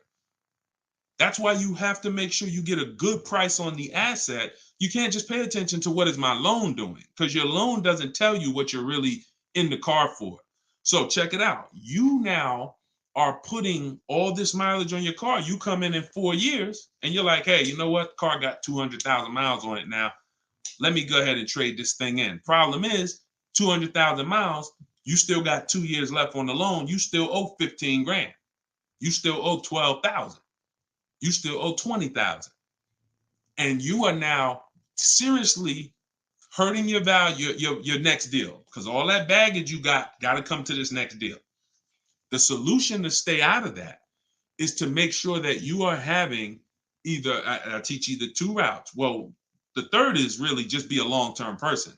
You could drive 30,000 miles a year. And if I'm a long-term person, I'll just have 300,000 miles on my car in 10 years. And then I just go switch it. It's keepers here that's long-term people, high mileage drivers, and they get their car. That thing got 250,000 miles. It's mostly highway. And in 8, 9, 10 years, they go and they replace it. No need to lease. Again, continuing theme. Long-term, don't think about leasing. Because some people who just tune in and they catch a brief, oh, is this so everybody should lease? No. That's what I'm trying to tell y'all. Long-term people, long-term purchase, you buying a car for your kid in college and they're like, yeah, I'm going to keep that thing for 10 years, man. You know I'm boring. Great. But most kids are not. They're like, hey, when I get my job, when I turn 24, I'm probably going to want something different. So if you're not a long-term person, you should be purchasing. But I mean, you should be leasing. But going back to the high mileage, y'all, this is how it works. The 2 strategies for high mileage drivers is to have one separate car. You pay that thing off. And now that becomes your mileage car. And you go and lease a nice car. This is beautiful. This prevents you from having 2 car payments. And this allows you to have a nice car that you're not destroying. So you pay off that first car. If you're going to go this route, your first deal is a purchase, because you're going to get that first car, pay it off, could be new, could be used, but it must be quality. Pay it off. And as soon as that car is paid off, now I go lease my nice car.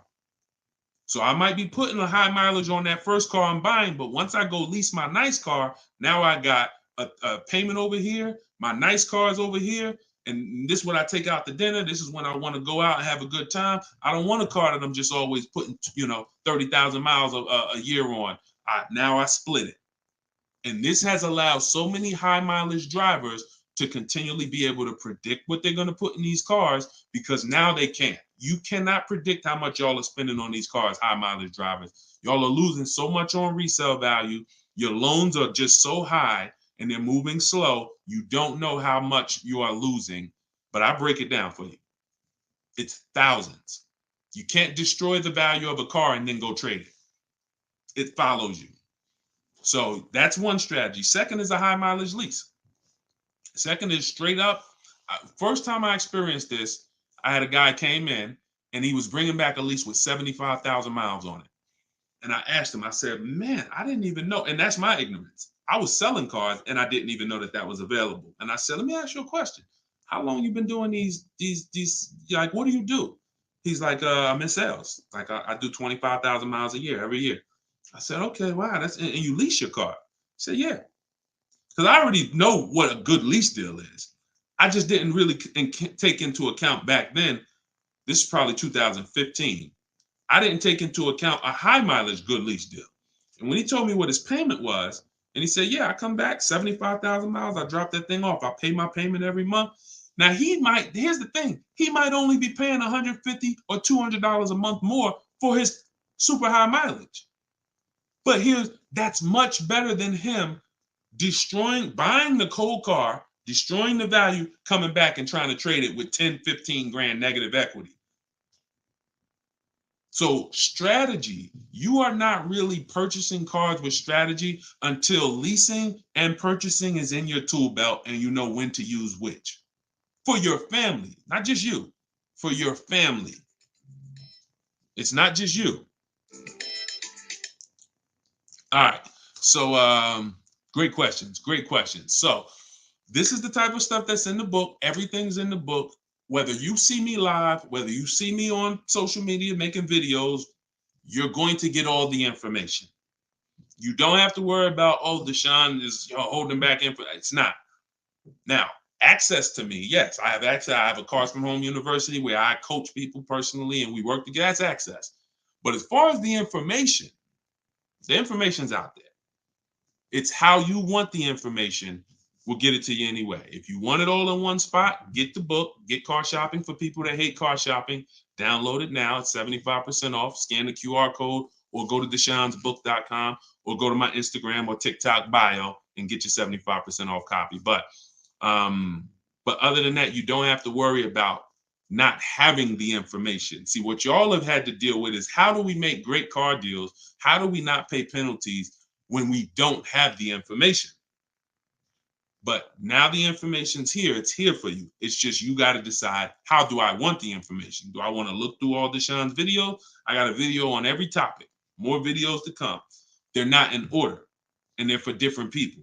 Some of you are going to purchase used cars. Some of you are going to lease. Some of you are going to buy a new car. Some of you are going to pay cash. Some of you have good credit. Some of you don't. So throughout all those videos, you got to sort through that. In the book, you're only following one path. When I do videos, when I do a book, it's like one path. Let's stay focused so that we can keep you on track. That's why it's step by step. Yeah, that's how the book is designed. All right, how do you purchase a vehicle without proof of income? That's tough. You need other things that are going to weigh. That's a good question. So if you don't have proof of income, credit profile gets you approved, not credit score. So proof of income is usually only required when you have a lower score or you have a new company, new business, and they need some type of way to, try to, make sure they're going to be all right recouping their money. How is the car going to be paid? So if I didn't have proof of income, then I got to work on credit. Or I got to have a lot of cash. And even then, what's the reason we don't have proof of income? Once I know that, I could better explain. What's the reason we don't have proof of income? Seems dealers don't care about mileage if you release with them. That's now good time. So now watch this, y'all. This comment just came in. We'll still cycle through all the comments. We got another little while in this hour. We're getting through as much as we get through. It's good time on YouTube said, seems dealers don't care about mileage if you release with them. Absolutely a mirage. I asked y'all earlier, who's had somebody a dealer say, oh, we'll take care of the old payments. We'll take care of the mileage penalty. It's absolutely not true. Since 2006, here's the only time, shout out to y'all running the likes up on TikTok. I appreciate it. Y'all keep running them up. Thank you so much. Shout out to the sharers. Everybody who shares good information, just hit the share button wherever you're at and share with somebody if you're in this sharing. So I've never seen mileage taken care of, ever. No program, no bank, no leasing company, and we've done thousands of transactions. I've never seen a leasing company say, we'll forgive mileage. Never. So that does not happen. Mileage penalties let's say we calculate a $2,000 mileage penalty, that gets rolled over to your next lease deal, and we're working that lease deal with that $2,000 accounted for. So whatever the deal is we're working you now, perfect, here's what it is. Make sure that $2,000 penalty is in there. You pay for that. Now, in some cases, very rare, there's loyalty programs where they waive some payments. Mercedes used to have this. It's since gone away, and they didn't have it on every vehicle. They didn't run it every month, where if you lease another Mercedes, we'll cover 3 of your old payments. So you could get out 3 months early, no penalty, but it had to be waived.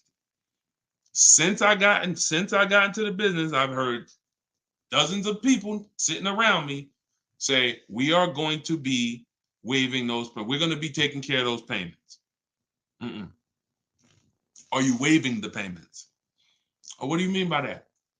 Are you waiving the payments? See that, and we when you ask them that question, I don't want you to even go in looking to get out early. I'd rather you know what your deal is, so you can shop from home the way I teach, where no one has to reveal that information to you. No one is. If you got the right strategy, you're never putting yourself in a position where someone can lie to you without you knowing it. So if you go in the old way and you go into one dealer and say, hey, I'm looking to get my, new lease and I got like penalties, and they'll say, okay, we'll take care of it. That's putting yourself in position to be lied to. Oh, we took care of that. We built in the payment. Yeah, all the payments are taken care of. This is your new payment. Mm-mm.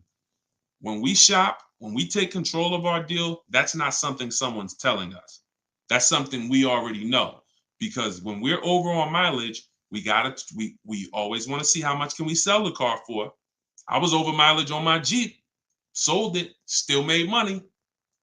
Still made money. There's plenty of people who go over on their mileage and can still sell their lease and make a lot of money. Even if they break even, they avoid the penalty. So first is always to do our equity assessment and see how much we can sell the car for. And if we can sell it, we avoid the penalty. And then we're choosing payments. Do we get out early? Do we make the payment? You see, when getting out of your lease early, unless you sell the vehicle, y'all, you can't get out of your lease early. You're breaking a contract. So I don't want y'all I don't want y'all using language or comfortable with language that cost you money, because you've heard people say this for years. Oh, I'm just going to get out of this. No, you're going to get out of it and you're going to pay penalties for that. So because they've taught us, or you've been taught, oh, you can get out, no problem. You call the dealership, hey, you know what, y'all? I bought so many cars from y'all. I know I'm supposed to keep this lease for how many years? It's supposed to be 3 years, Mrs. Johnson. Okay, yeah, but I think I'm ready for something new already.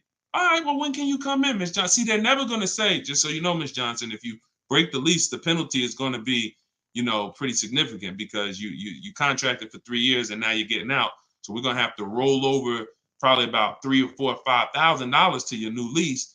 So no, they'll just come in, get you in, and all right, here's your new payment, Miss Johnson. You don't realize that I'm paying $100 more for this car than I could have been paying if I just waited. But because you've been taught to be a payment shopper, it doesn't matter to you. But somebody who's financially savvy, who's like, man, I don't want that extra $100 coming out of my house for the same vehicle. You're not going to do this. So we cannot ever believe what dealers say about penalties, about, oh, we'll take care of that. We find out, can we sell our car to avoid the penalty? Or if I can't, I either got to pay the payments and get out earlier, or I'm going to stay in it and just take the mileage penalty. That's not a bad idea most times, y'all. Sometimes people will call and say, yo, I'm going over mileage. And I say, okay, well, based on how you're going over, you'll only be over by like 2,000 miles. That's only $500. Oh, I thought it was going to be more than that. Nah, you're going to be over by 2,000 miles. Just, wait till the end. And then when you get your new car, build that 500 into the deal, and that's it. Or just pay the $500. Because very rarely are people, oh, I was supposed to drive 36,000 and I'm doing 100. That's just, wait, something went wrong here. What the heck happened? I can see you were supposed to do 36 and you did 40. You're supposed to do 36,000 miles, you did even 45. Maybe you got a different job. But I mean, how we have to structure our leases right, so that if you know you're a high mileage driver and you take a 10,000 mile a year lease, shame on you. Like, we can't do that. We can't do that. We can, and then some people, oh, I'll just buy it at the end. You're killing yourself. You're killing yourself. The residual value, you're going to put a ridiculous amount of money on those, or a ridiculous amount of mileage on that car, and you're going to buy it in 3 years with 90,000 miles on it for the same buyout price that was estimated from your 10,000 mile a year lease. They estimated this buyout price is for a person who brings the car back with 30,000 miles on it. Here's the price. And then you bring it back with 90 and you pay the same price. Oh, I'm just going to buy it because I went over on the miles. No, killing yourself. You're realizing the loss. So again, this is why we want to be in your life.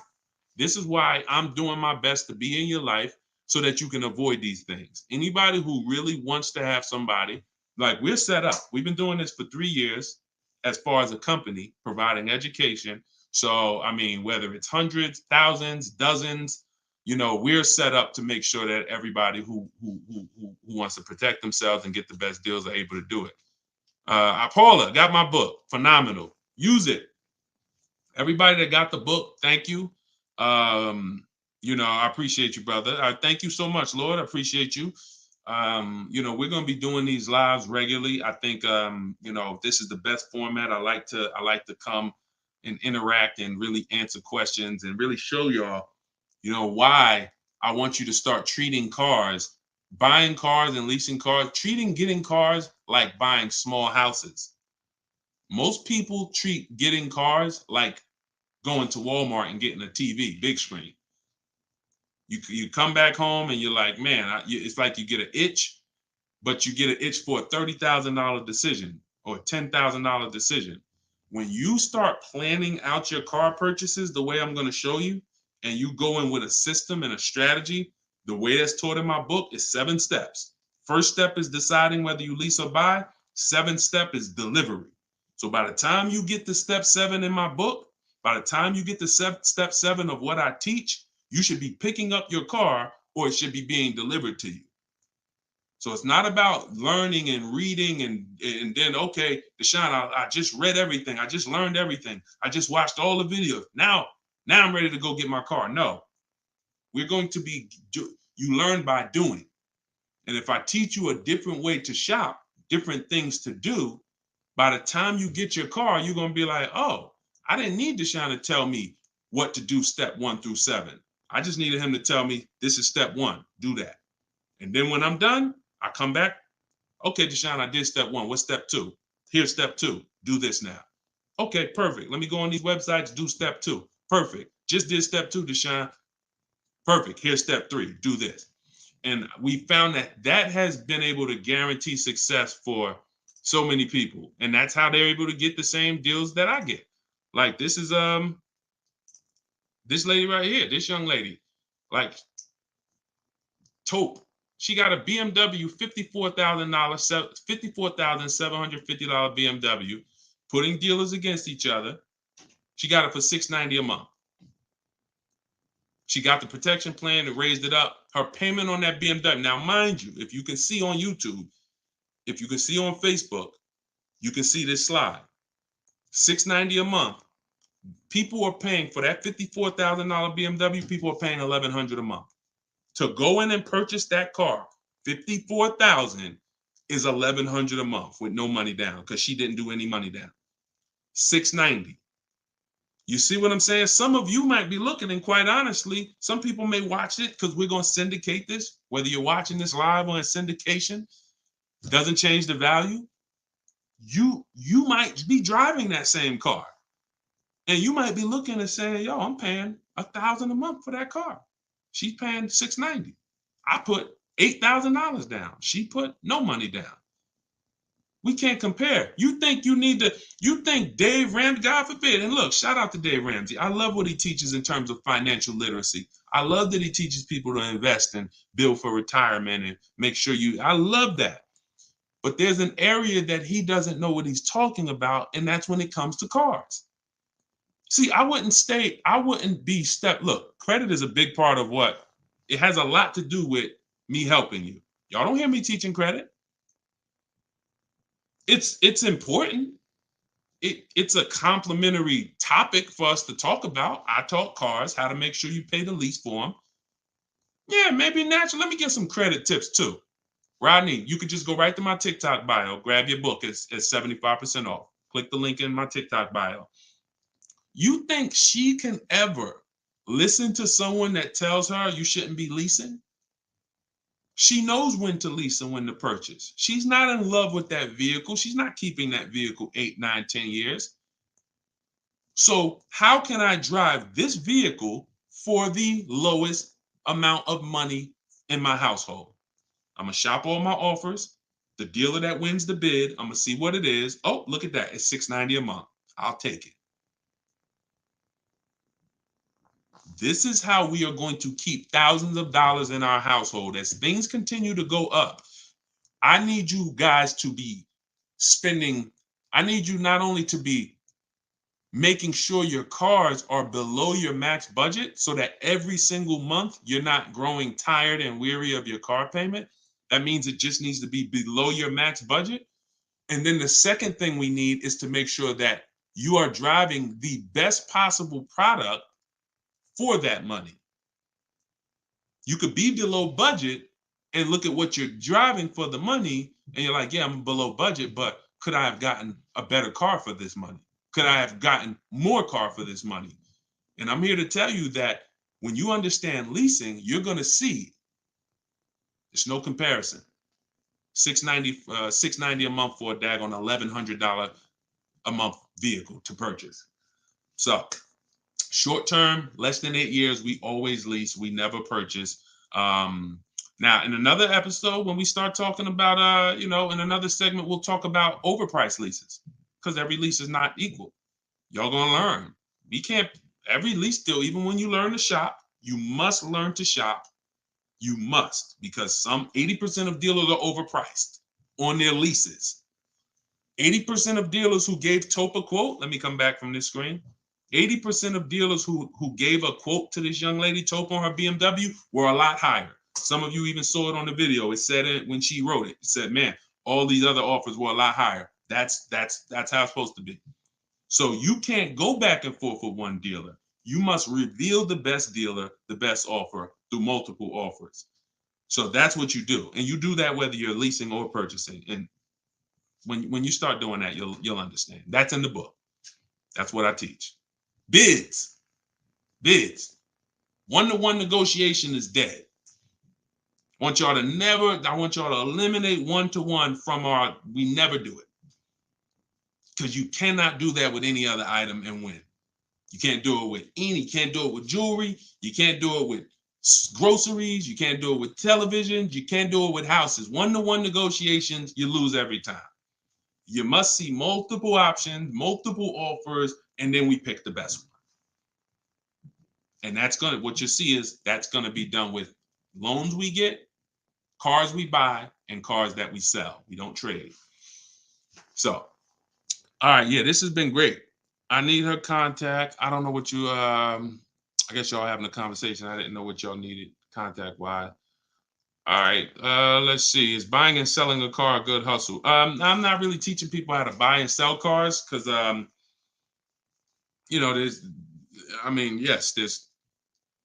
if you want to go into the car business, that's not what I teach. Do I have to log out to purchase the book? You shouldn't have to. Let me try to reset. Let me know if it's still showing a $97 price or if everybody was able to get the 75% off price. Let us know. All right, I just reset it, so it should give you an opportunity to go back in there now and get it at the 97% off. All right. Buy dealer loaner cars. It depends. Those can be great opportunities. But again, we still need something to compare it to, Tina. Tina on Facebook said, buy dealer loaner cars. Now, we will buy or lease a loaner car if it's a great offer. So when we reach out to dealers, you'll see in the book, I teach you to go to the website because I give you my scripts. I tell you what to say. Some of you could do it by phone if you want to call a dealership and try to get multiple offers, but I would only speak to a sales manager. And even then, you got to just make sure that you but only speak to a sales manager. But the point is, if they have a loaner car, it needs to be so much better than what I could get a brand new one for. So if, for instance, if the dealer that wins the bid is offering me $3,000 off on a brand new one, but a dealer with a loaner car is only offering me $3,000 off or $3,500 off, and it has 3,000 miles on it, I'm going to go with the brand new.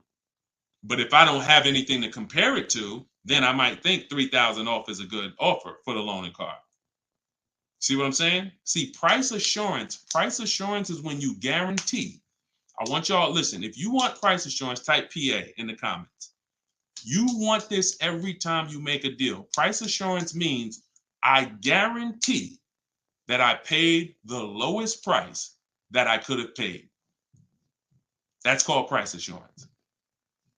I want you to understand, some of you have been, though, is that possible with cars? That's what I want you to move from now on.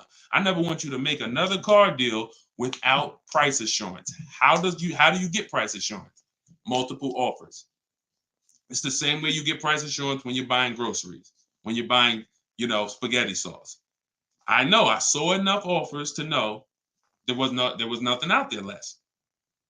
Not, I went in, I looked at one brand and said, I gotta have it. I like those. And it was $1 off. And I thought see, price assurance is the best thing with a car, because you literally can look at all these offers and say, this is the best one. It's amazing when you realize you're the prize. Some of you be like, man, I haven't been treated like I'm the prize. I know, we're gonna change that. When you use the systems that I want you to use, you'll realize, dang, I've been the prize the whole time. You mean all of these banks and credit unions would work this hard to try to give me, it's all these options I got? It seemed like before I really didn't know all my options. That's right. But when you now change the way you shop and you now move into a bidding mindset, everyone I'm going to do business with must win the bid. The bank, the credit union must win the bid. And then I'm going to give the dealers a chance to see if they can beat it. Now they bank's going to get a chance to bid. Very soon we'll talk about how to do that without affecting your credit. I want to show y'all this bank bidding war process. We have a specific way we shop for loans, credit unions, banks. We let dealers access our credit, and the way it shows as one inquiry when it comes to affecting our score. You must learn that, because when you see how much money is in the loans, you're gonna be mad. You're gonna be like, dang, I never shopped around the way I should have for my loan. I never shopped around. That's fine. No, there was no one to tell you. Now there is someone to tell you that if you have a $30,000 loan and the interest rate is 5.9, if you could have got 4.9, that'd have saved you $1,000. You get what I'm saying? If you have a $50,000 loan, 1 point on the interest rate, save you $2,000. So we must imagine if you could get 2 points lower, say $4,000. So we are excited to try to get money off the car. We're going to be just as excited to make sure we're not giving that money in our loan. The banks are not loving us because we don't want the banks to like us. We want the banks to say, man, we barely making any money on this loan, but we'll take it. You don't want the bank to say, oh, every time they need a loan, they just come right to us. They love us. Give them 5.9. They don't ask no question. Give them 6.29. Give them 7.2. Whatever. They're not gonna shop. No, we don't want that. So, all right, y'all. So I will be back for another segment. These are the things we're gonna continue to do. We'll be live on all 4 platforms. We look to partner with more platforms in the future. So if there's a platform that y'all think we should be on streaming, let us know. Right now, we are, Facebook, Instagram, TikTok, and YouTube. So it's been great. We had probably, consistently 400 or 500 people on here. And so if you want to get your book at 75% off, as long as the timer hasn't come down, you should click the TikTok bio. Name of the book is Car Shopping for People That Hate Car Shopping. If you Google it, you'll see it's already rated 4.94 on Goodreads. We have 31 reviews. So we're on our way to being a 5-star bestseller. And it's really the people using it. So I want you all to use it. Get it for 75% off. Normal price is $97. Download it immediately. Start to use it. If you're on YouTube or Facebook, you can scan the QR code and get your copy, or go to Deshone's book. Mm-hmm. Yes, Mandy. Facebook is the same handle, Deshone the Auto Advisor, on every channel, whether it's YouTube, Facebook, Instagram. It's always Deshone the Auto Advisor. So we'll be back to answer more questions. We'll be talking more about leasing, but we'll be talking more about deal structure, shopping, how to check and make sure cars are reliable. There's a lot of cars going out here with bad reliability ratings, bad longevity ratings. So they are not the cars that we need to be buying for keepers. We got things we got to look out for, y'all. Like, this is the tip of the iceberg. We're buying a car to keep. You know how many people have bought a car, it wasn't quality, we didn't check longevity. I thought I was going to keep it 8 years, 10 years, but car started giving me issues, transmission issues at 80,000 miles. I didn't know that. We got to make sure we're checking these things. We got to make sure we look into every, so we'll break this down step by step. I'll be going over my system, my 7-step system, and just going deep with pieces of it and answering you guys' questions. Borrow against your money in the bank. Yeah, that's fine. Whatever gets you the biggest net return, Tina. She said, I don't get loans. Borrow against your money in the bank. As long as, just whatever gets you the best net return. I'm just here to tell you that interest isn't the only loss on money. Opportunity cost is a loss when it comes to financial. If you were taking a class on finance, opportunity cost is real. If I could have put my money in something and made 10% on it, but my money was in a car and I didn't have that money, and that money is losing me 10% in the car. So let's just say I put the 20 grand in the car, and then every year that 20 grand is worth 2,000 less, then I'm losing. It's a negative 10% return every year on that 20 grand. When I could have had that 20 grand somewhere getting me 10%, use the bank's money at 4%, and now I'm still at a net positive when it comes to, am I richer at the end of the year? Am I richer at the end of the month? So I just say that to say we've been taught when it comes to finance, we just talk interest. Oh, I don't want to pay interest. I don't want to pay interest. But I'm here to make sure everyone knows the total package of why people who don't pay cash for cars, who could afford to, who literally can write $100,000 check for anything they want, why they don't. See, I'm not interested in, I'm interested in why the people who could pay cash for cars choose not to. And it's not what you've been taught. Some of it's not because, they just love debt. Now, these people have paid off houses. So these are the things that we're going to be talking about. So, and again, all in my book. If you want it all in one place, grab your copy. But yeah, this was a great segment. We will certainly be back. Always a pleasure. And just make sure you're subscribed so you do get notifications when we go live. Make sure you're subscribed on TikTok. Make sure you're following so that when we're live, you can jump on because we're going to be doing this a lot. All right. I'll see y'all soon. God bless everybody.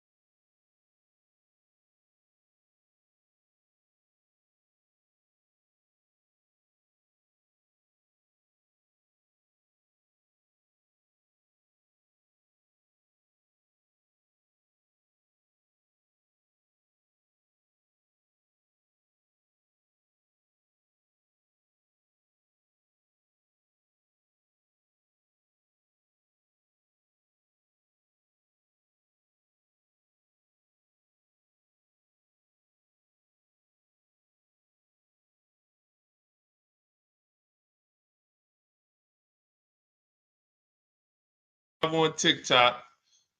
All right. This is our first time going for everybody. So I think we're hold on, let me hit Instagram. See, but then when I come here, I hit go live. Okay, here we go. We're good. We're good. I think we're good on all 4 platforms for the first time. Listen, if you are car shopping now or in the next 12 months, I want you to type me in the comments. No matter where you are, I want you to type me in the comments. We are live on Instagram, YouTube, Facebook, as well as TikTok. Good to see you, Colette. Good to see you, Andrew. After you come in, we haven't done this in a while because I'm just getting back into going live. But if you've been with us for a little bit, you know we do a roll call. Where are you checking in at? Good morning, good afternoon, good evening, depending on what time. I see you, South Carolina. Okay. As you come in, if you're on TikTok, could you hit the like button and just, let TikTok know that we're going to be spending some time here. We're going to be talking about some serious money as you come in. If you could like the broadcast, if you're into financial literacy, this is the Auto Advisors. Like this, the name of this segment here is the Auto Advisors. We're going to be doing car Q&A. If you don't know me, this may be your first time seeing me. My name is Deshone. I'm publicly known as Deshone the Auto Advisor. I spent 14 years in the car business before I left in 2020 to focus on teaching people. I see we got Jacksonville, Florida. We got Houston. Okay. We got a couple hundred people on already between all the platforms. We have Philly in the house. I see you. As you come in, just get your questions ready. What I'm going to be doing is going over various topics and doing lots of Q&A. So we're going to be spending this time that, y'all going to hear me go from things like leasing versus buying to things like structuring your deal and budgeting, all with the goal of helping you get below market car deals. So as you come in, if you could tag somebody, I promise you, here's what's going to happen. If one of your friends finds out that you've been following me, following the channel, using what we talk about over here to save money on cars, and then you didn't tag them and they find out later, man, I found this guy, Deshone, he's on, and you're like, hey, yeah, I've been following him for years. And they're like, man, why didn't you tag me? Why didn't you share the wisdom? So I want you to definitely do that. And I guarantee your friends will thank you. So as we come in, let's get ready for Q&A. I just want to make sure I did all the housekeeping. My new digital book, Car Shopping for People That Hate Car Shopping, is on sale right now. It's 75% off for our launch, so it will be 75% off the whole time that we're on. If you're seeing this video, you can go to deshonsbook.com, get your copy for 75% off. It's a digital book, and it's digital for a reason, y'all. It must be. I got links in there. I got links to scripts that you're going to be using. I don't want you guys having unpredictable car buying experiences. I want to see you having very predictable, controlled experiences. And in order for you to do that, you have to know what to say. And so I'm going to be talking about all of that. We'll be talking about all of this while we're on. So let's get to the Q&A. I just want to make sure you know, if you're on TikTok, you could go to my TikTok bio, get your copy. It's on sale for a couple minutes for 75% off. And then if you're on Instagram, you could go to my bio. If you're watching online, you can go to Deshone's book, or you can scan the QR code. All right, so let's get into it. Let me just make sure I can see the comments on Instagram. Let's see if I go live here. And okay. Can you talk about, this is Kira from TikTok. She said, can you talk about turning in a lease vehicle to another dealership to lease their vehicle? Very good question. We don't want to turn in lease vehicles without making sure we can't make any money on them. Some people have asked, do we have equity in every car? Equity is not in every car, but you do need to check if you have equity before you return your vehicle. Here's how we do it. We're going to call our bank. We're going to get our payoff. We need to get our payoff. You don't want the residual value, because the residual value doesn't include any payment you have, anything. You need the payoff. And what that's going to do is tell you the price that you could buy the car for. Now, there's a customer payoff. Can we light up the likes on TikTok, please, so we could get some attention and let people know we setting people free financially. If you're on YouTube, if you're on Facebook, if you could like the broadcast and tag somebody, I promise they'll thank you. So the first thing we're doing, y'all, we're never returning our leases. We are never returning our leases without doing an equity assessment. We got to check to see if we have any equity in our vehicle. We get our payoff. And then we're going to get at least 5 cash offers. At least 5 cash offers. What does that look like? That means you're getting offers from Vroom's out of business. Driveway, you're getting offers from, and I'm gonna tell you, when you do this, if you are selling a lease, you must put no when it asks, is the vehicle a lease? You must put no. I'm gonna tell you why. The way these companies are set up, they're set up to buy vehicles. But in 2022, 2021, when they saw us making all this money selling our leases, a lot of the auto companies got the banks implemented what's known as a third-party restriction, which doesn't limit if you can sell your vehicle. It doesn't. It limits who you can sell it to. So we got to ask our banks, do I have a third-party restriction? And the way these buyers' websites are set up, the ones I just named, the Driveways, the AutoNations, the Kelly's Blue Book Instant Cash Offers, these are people who literally inspect your car, give you a check the same day, CarMax, Carvana, and we must get offers from all of them. See, we don't realize, as y'all learn more about saving thousands effortlessly and easily, you're going to learn it comes through bids. It comes through bids. It doesn't come through giving one person an opportunity to buy your vehicle.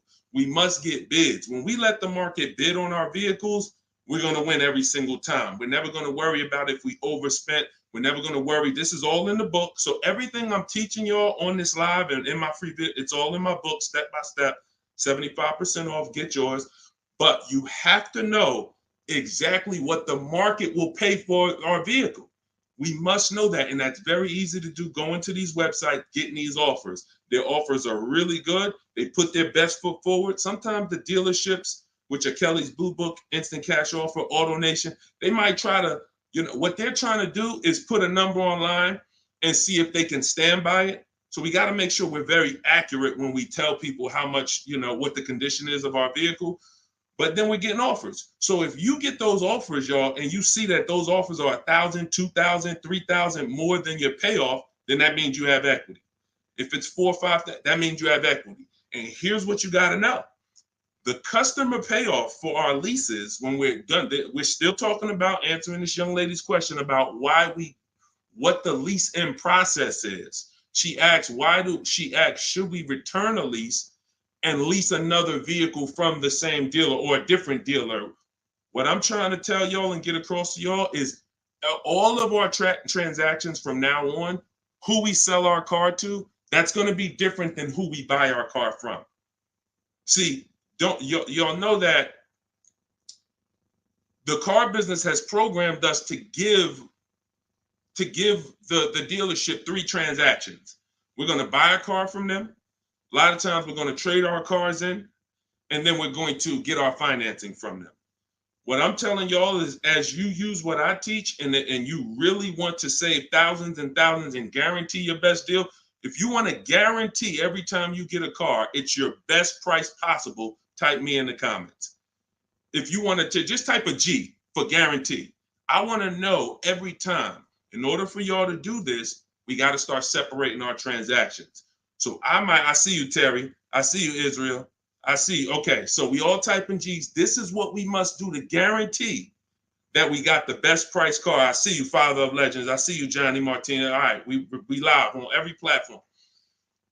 So when we are shopping, when assessing our equity is the first thing we do after we decide if we're leasing or purchasing. I'm telling y'all that in the steps of car buying, we got to know what order we do things. It's just like baking a cake. If we put the eggs in first and then we put the milk, and it said, no, don't put the milk in until, I don't know, you've let the thing sit for 10 minutes. You just put the milk in, it's not going to be right? So order is important. Shout out to the sharers. I appreciate it. And listen, I appreciate everybody who shares. I appreciate everybody who helps us spread this message. And in time, we're going to do something great for the sharers, because we can't do this without y'all telling people about it. So this is the equity assessment. We don't worry about what car we're going to buy yet. We don't worry about who we're going to get our loan from yet. Here's why. Until we know what our equity position is, we don't know what we're doing. Example, if you run your equity, you find out you got $3,000. Well, that money is as good as cash in your pocket, or you can put it into your next transaction, or you can put half in your pocket, half into the next transaction. Y'all see why knowing your equity position is super important? Here's another reason. Let's say we have negative equity. Negative equity means we owe more than the car is worth. In my book, I talk about, and you'll hear me talk about it in my free videos, there's only 3 things you can do with negative equity. You can pay it off. I call it paying the difference. You take the highest offer. If it's like 2,000 or 3,000 different, you just pay it off and you're now done with it. No baggage. You can transfer it within limits though. So when you go to transfer negative equity over, this is where we get to the point where negative equity can either stop our deals or it can literally kill our deal. The bank is only going to approve a certain amount above the value of the car we buy. So let's say we're buying a $20,000 car. The bank's not going to approve 30,000, 40, 50,000. They're going to look at the price and say, wait, car's worth 20. We might lend 26, depending on the customer's credit, but we're not lending 30. We're not lending 35 on a $20,000 car, which means if you have 8 grand, 10 grand of negative equity, you can't transfer all of that over because you're going above the loan to value ratios. This is why negative equity, knowing the cause, is important. And there's 2 causes. You don't understand leasing and you're switching cars with loans on them. If there's an emergency, we understand that. I see y'all. Shout it out. We live. Literally, I see between all the platforms, we got about 400 or 500 people on here right now. So shout it out. Can we get the TikTok likes up? Can y'all keep tapping the screen on TikTok? Let's make some noise over on TikTok. But we're doing great. So this is why we can't move on. But I'm telling y'all, 99 times out of 100, I've been in the car business since 2006. I left in 2020. I left in 2020 and it hasn't changed. The cause of negative equity, 99 times out of 100, is you don't understand leasing. You buy cars, you're not keeping them long enough to pay them off and win with the depreciation. It's not just paying off the car. Some people say, oh, Deshone, I pay off my cars in 2-3 years. But your car's depreciated value is what you need to try to avoid. You need to try to avoid taking depreciation hits. And what y'all going to learn more from me is the 8-year rule. I've already done the math. I'm going to show it to you in time, if you just stick with us. But if you believe me right from the start, you're going to win. If you're not keeping cars 8 years, you're losing thousands of dollars not leasing cars. Does not matter how much you drive. Does not matter. Here's why. Listen. Who was taught? Oh, we lighten up the likes on TikTok. All right, I appreciate you, TikTok. Appreciate all of this. Let me ask you a question. Everybody on here. Who was taught never to lease cars? Be honest. I want you to type never in the comments. If you were taught never lease cars, if you've heard that from someone, I want you to type that in the comments. Here's why this is so important. This is all in my book. My book is called Car Shopping for People That Hate Car Shopping. It's a digital book. And for the grand opening, it's not a store. For the launch of the book, the official launch, we're doing 75% off for everybody. So you could go to my TikTok bio, you could go to my Instagram bio, you could go to deshonsbook.com, or you can scan the QR code and you can get your book for 75% off for a couple minutes. So we have a lot of people who were taught never lease a car. Never lease a car. Let me tell y'all how much. I'm going to give you a little sense on how much that's cost you. And then, we'll go deeper. Everybody, let's say you're a person who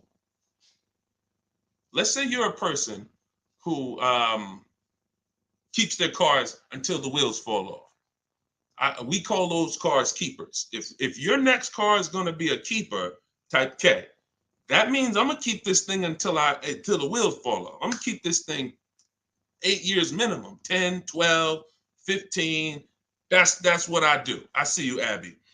Now, the benefit about buying a car and keeping 8+ years is you get to outlive all the depreciation. Your car loses X% of value the day you get it. And whether you drive it or not, if somebody came and parked a car outside your house right now and said, "Hey, this car is worth $30,000. It's yours." Now you say, "I don't drive. I already got a car. I don't need it." You come out a year later, is that car worth $30,000? You didn't drive it. See, this is your first. You didn't put a mile on it. You didn't touch it. It just stayed out there. It was worth 30 when they dropped it off. Is it worth 30 today? A year later? Exactly. Here's what I'm telling y'all. That's the first deep lesson on depreciation. See, if you get that, now you're getting the clue of why leasing is not about how much you drive. People who say, "Oh, I like to drive as much as I want to, so I buy my cars because I don't want to pay for the mileage." Here's the revelation. You pay for the usage of the car whether you use it or not, whether you drive it or not. It's going down. The more usage you put on it, the faster it goes down. So leasing is not a matter of how much I drive. Leasing is, if I get a great lease deal, we're going to talk about that. All lease deals aren't created equal. And these commercials we see that say, "Hey, 3,000 down, 8," these are not lease deals. I'm going to show y'all some lease deals over, I'll actually probably show y'all one in the next couple minutes. Great lease deals are not advertised. They're made in secret. No one really knows about them. The great lease deals are not advertised. Great deals are not advertised. Great deals are not advertised. So you can't judge the lease pricing by what y'all see in these commercials, or it's not going to make sense to you. But when you get great lease deals, it is no comparison. The name of the game is, will I pay less with a great lease deal in depreciation than I would pay if I purchased that car? That is the name of the game. And when I look and see, all right, if I get a great lease deal, I'm only paying 30% of the car's value, 35, 40%, 45%. But if I bought that car, regardless of whether I pay cash, regardless of whether I got a loan on it, the asset, the value of the car is going to go down by more than that. So what we're doing when we're leasing versus buying is we're trying to hedge against depreciation. We're trying to acquire a car that says, based on how I got this car and the price I'm paying for it over 3 years, it's thousands less than if I would have went and purchased that same car and just took the value of the depreciation. And this is what I'm telling y'all. They've hid you can't understand this when you're just tied into payments. And a lot of you know, payments have nothing to do. Some of you who are a little bit more financially savvy, payments have nothing to do with the deal on the car. If you don't know that, you're going to learn that the more you hang out here. Payments have nothing to do with the price of the car, the deal on the car. That's just the financial tool. That's just what you've attached to the asset. If you go and you overpay $10,000 for the car, doesn't matter if you got a loan on it. Doesn't matter if you did no money down. You overpaid by $10,000 for the car itself. That's focusing on the asset. So leasing, y'all, is for people who don't keep their cars more than 8 years. It's that simple. If you do not keep your cars more than 8 years, you cannot outlive the depreciation that the car is losing. The money. You go out, slap 30 grand into a car. That car is losing money for you every single month. So you're trying to say, is there another way I could get a car where I'm not paying this kind of money? If I'm losing $500 of value every month in my car, is there a way that I can lose less than that? And what I'm going to show y'all is leasing is just the way. So these are the first two steps. The young lady asked the question about returning her lease, but I want y'all to know that that's step 2. We assess, can we make any money on our deal, on our old car? And then, but the first thing we got to do is decide buying versus leasing. Leased alone, Good Time said, leased alone car was good. Welcome to everybody that jumped on. My digital book, Car Shopping for People That Hate Car Shopping. Everything, it's 75% off. You can get your copy while we're on here, but we're going to be going deep on Q&A for at least, I'm not even watching the clock. So just go to my TikTok. I don't think you're going to leave the broadcast either. If you go get your copy, go to my TikTok bio, go to my Instagram bio. If you're on Instagram, wherever you're at, if you're on YouTube, scan the QR code or go to Deshone'sBook.com and get your copy so that we can go deep on this. I don't want you trying to just remember everything that I'm teaching. I want you to have a reference point, and it's affordable for everybody. It's normally $97.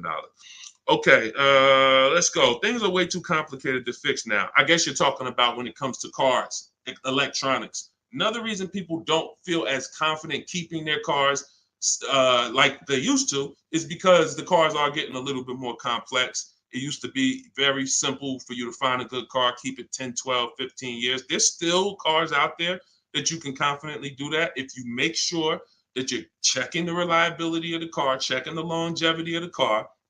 We do this on Google. We have to make sure the cars we're buying are good cars.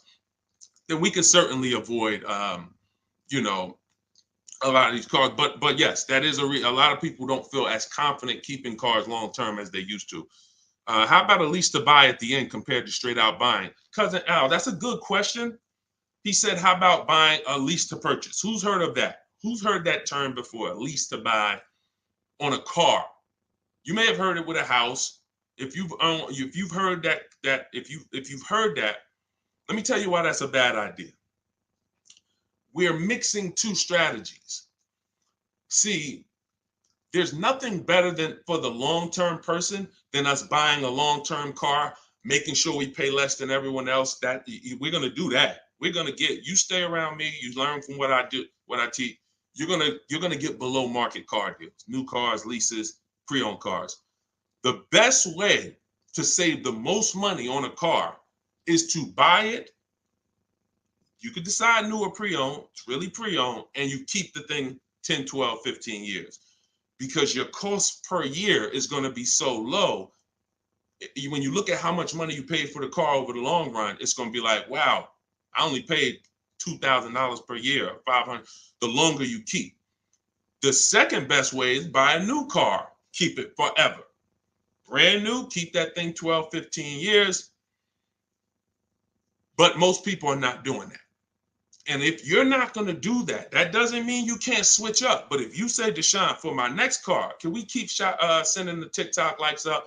If y'all are enjoying this, could y'all please hit the like button? We got probably 400 or 500 people on here still. If you could hit the like button, that would be great. And I see all the gifts. Thank you. Everybody who's sending roses on TikTok, gifts and all of that, stars. Thank y'all very much. But what you got to know is, what is the strategy for this next car? Is that 8+ years? Then I'll buy it. There's nothing better than that. I'm going to buy it. But you got to realize buying comes with what, y'all? Maintenance, upkeep, repairs. That's what it comes with. But we win when we buy. We win 8, 9, 10, 15 years later is when we win with a purchase. You don't win with a purchase 3, 4, 5 years because the person who's leasing is paying so much less than you. If they got a great deal, they're paying so much less than you to drive a brand new car. It doesn't, like, you don't win. You can't win. But in the long run, you will. So you got to ask yourself, this next car, is it 8+ years or is it less than 8 years? And if it's less than 8 years, then I got to go to my lease strategy. And that could be for my, you know how many people out here, y'all, they're like, oh man, I buy my cars, I keep it till the wheels fall off. I'm not leasing. Yeah, but what about your spouse? What about your children? That car you buying for your 22-year-old college student, are you think they keeping that car for 8 years like you are? No, probably not. Then you should be thinking about, you shouldn't even be thinking about, you should be going to the lease play for them.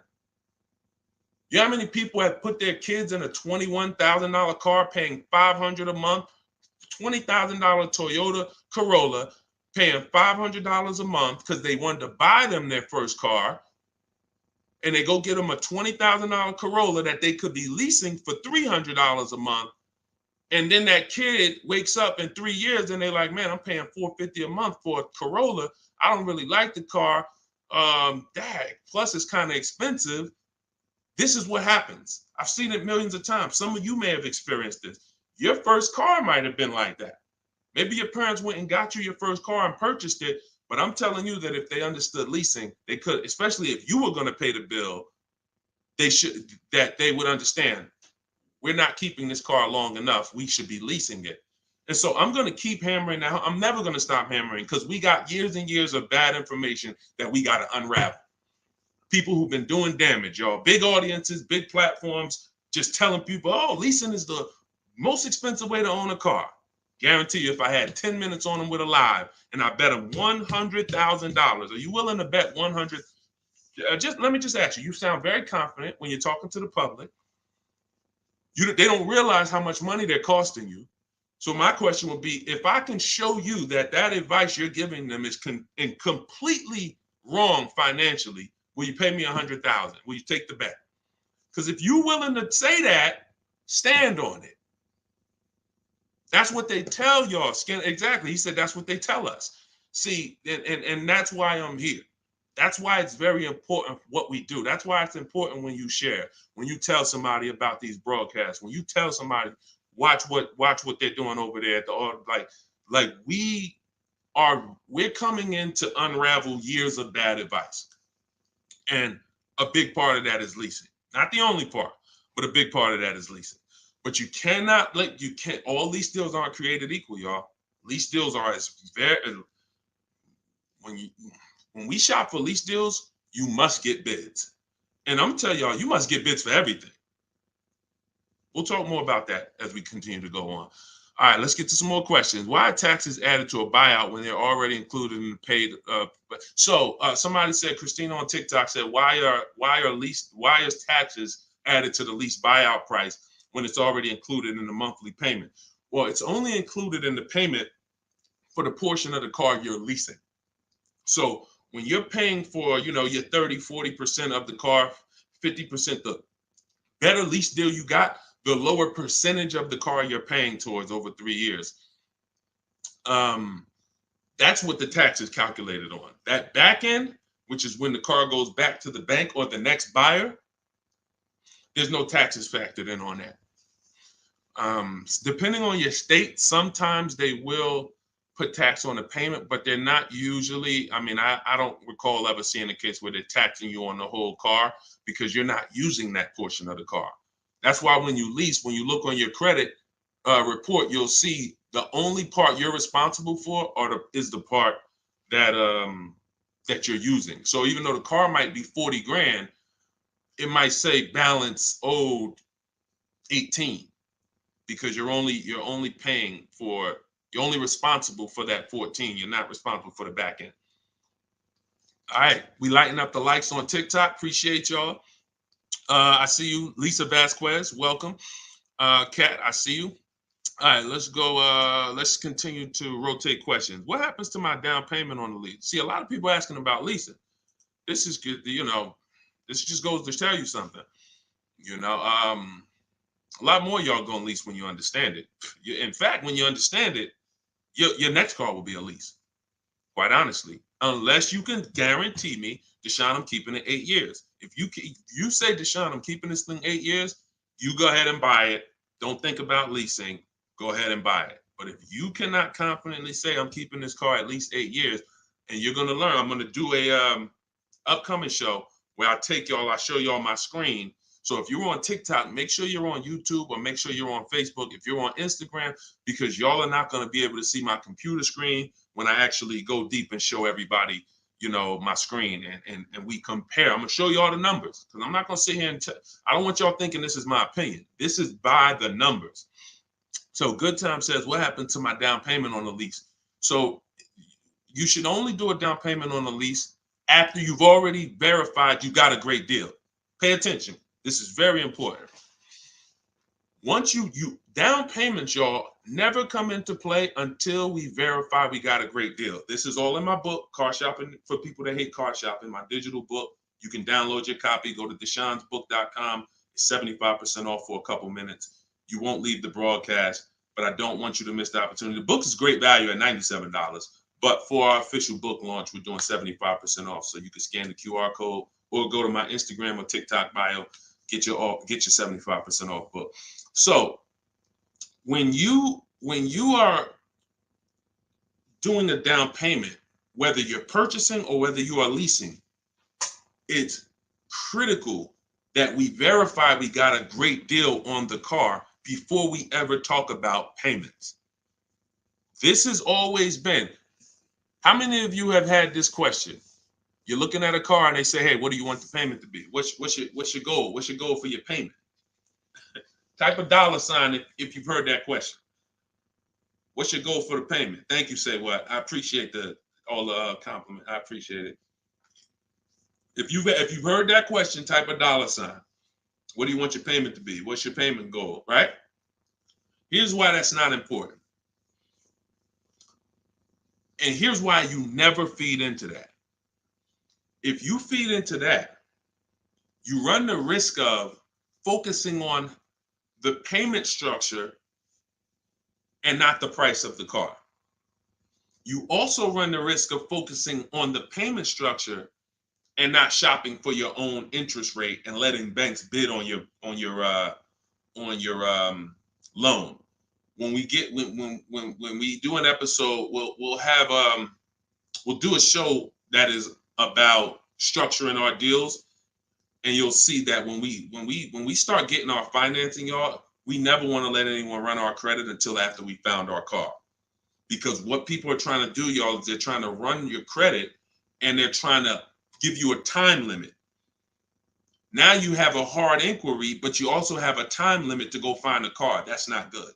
They might give you 30 days or 45 days, 90 days before the approval expires. It's usually 30, 45. That's a problem because now we're out there rushing. But when it comes to down payments, we are only structuring our deals after we found our car. So I teach you how to get bids on your lease. Get bids on your lease, get bids when you're buying a new car. Once you find the dealer that gives you the lowest bid, now you come in and you see how you want to structure the deal. You must get bids first. And the way we shop for leases, I'll tell you about how we shop for purchases too, but the way we shop for leases, we must get all these offers because there's so much money that could be hidden in a lease. It's ridiculous. People would love for y'all to come in and lease and come in and say, oh man, Deshone said, I'm gonna start leasing. Now you go in and they structure you a lease deal. It looks better than a purchase, but it's still not a good deal. So that's why we gotta know when we are shopping for leases, we are always shopping offers with, here's how you shop them. This is in the book, but if y'all want to try to remember this, be my guest. You are getting your lease deals, your offers with first month's payment total out of pocket. First month's payment. Now look, when you shop for a brand new car, you are always getting your offers with tax, title, license, all fees included. When you shop for a brand new car, you're getting your offers from multiple dealerships. I do this online. You can call them. I would suggest you do it my way. But if you want to call them, you can talk to a sales manager and you say, hey, I got this car. I'm looking to see if you got something similar, but I need an offer with all taxes, fees, everything included. And now you're comparing that. But I would only talk to a sales manager if you're going to go that route. Again, in my book, I teach you the scripts. I got the emails that we use to do this because you want to use my words. But if you're not going to use what's in the book, you should be calling and asking for a sales manager and just give them an opportunity to beat the quote. That's a manual way to do it, but it's still better than you going back and forth with one dealer. We cannot go back and forth with one dealer anymore because when you start getting bids, mark my word, it's going to blow your mind when you see how overpriced some dealers are. When you see how overpriced some dealers are, it's going to blow your mind. So in order for you to shop your lease quotes, you're shopping your lease quotes with no money down, so good time. When you talk about what happens to your down payment on a lease, well, you're not putting your down payment down until you got a great lease deal. So you get your lease deal, first payment, and then you divide that into the monthly payment. Into the MSRP. Very important. Let me give you all an example. Pull up my calculator. So let's say I got an offer of $500 a month on a $40,000 car. That's what's called a 1.25% lease. You take the monthly payment and you divide it into the MSRP. That gives you a percentage. The lower percentage, the better the deal. And this originated from some of who's heard me mention the 1.5% rule for bad lease deals. Type me if you've heard that. No, you don't have to tell them you're pre-qualified before you go. It's not even a question. We're just shopping for the price of a car.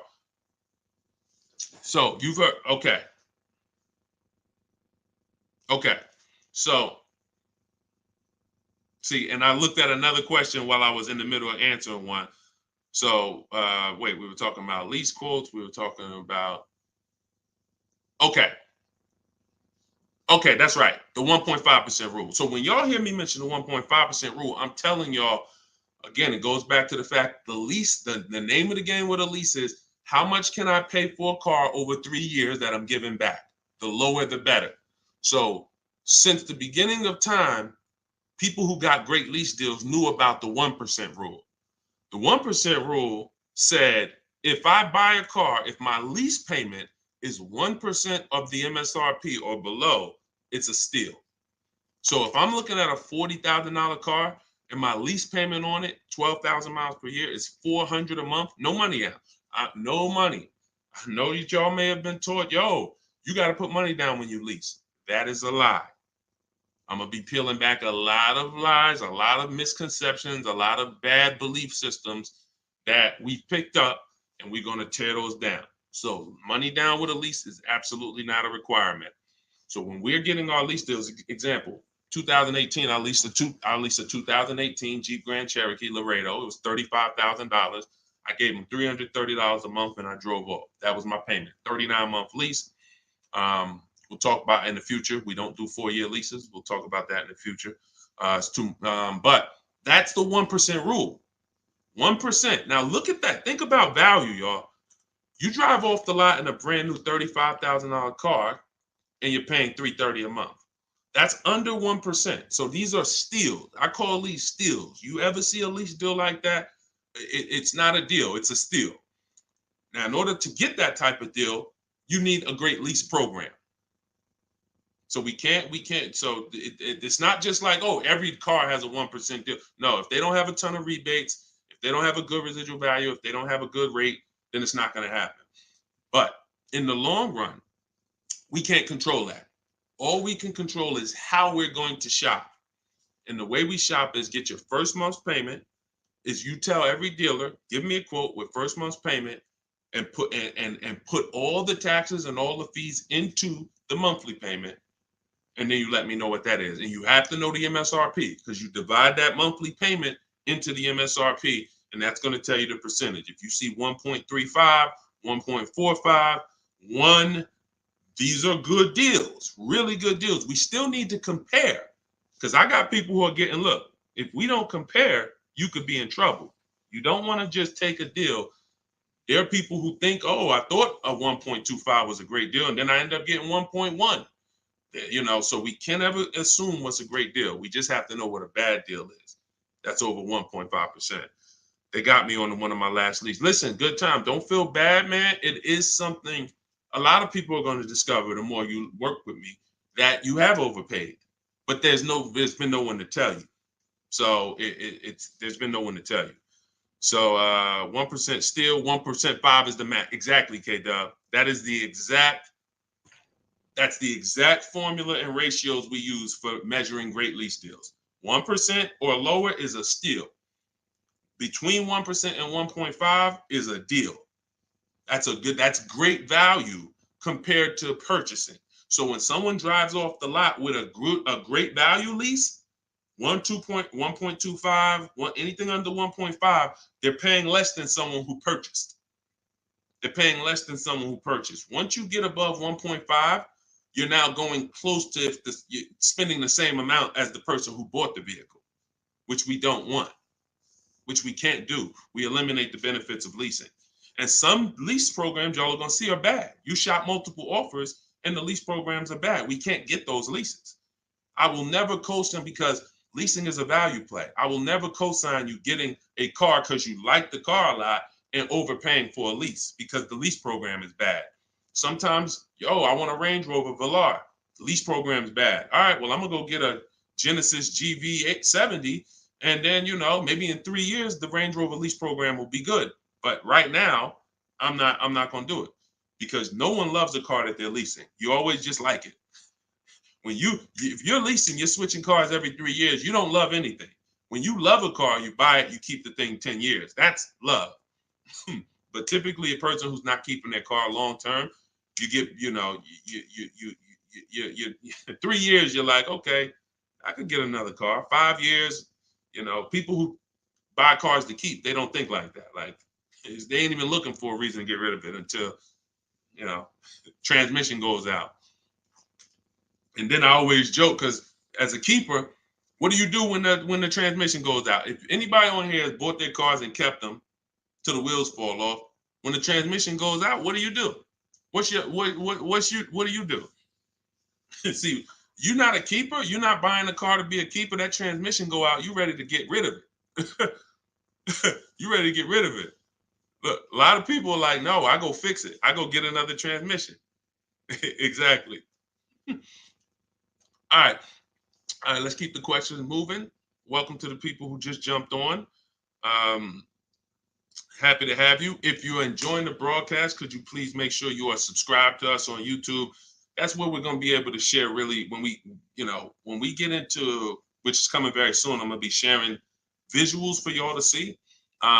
Just sharing a variety of things, websites that we use, things you want to stay away from, website, like all in my book.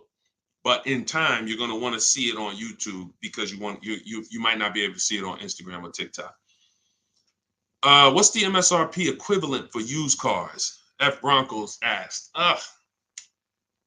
Here's what who's purchased a used car? Type a U. If you purchased a used car before, type a U.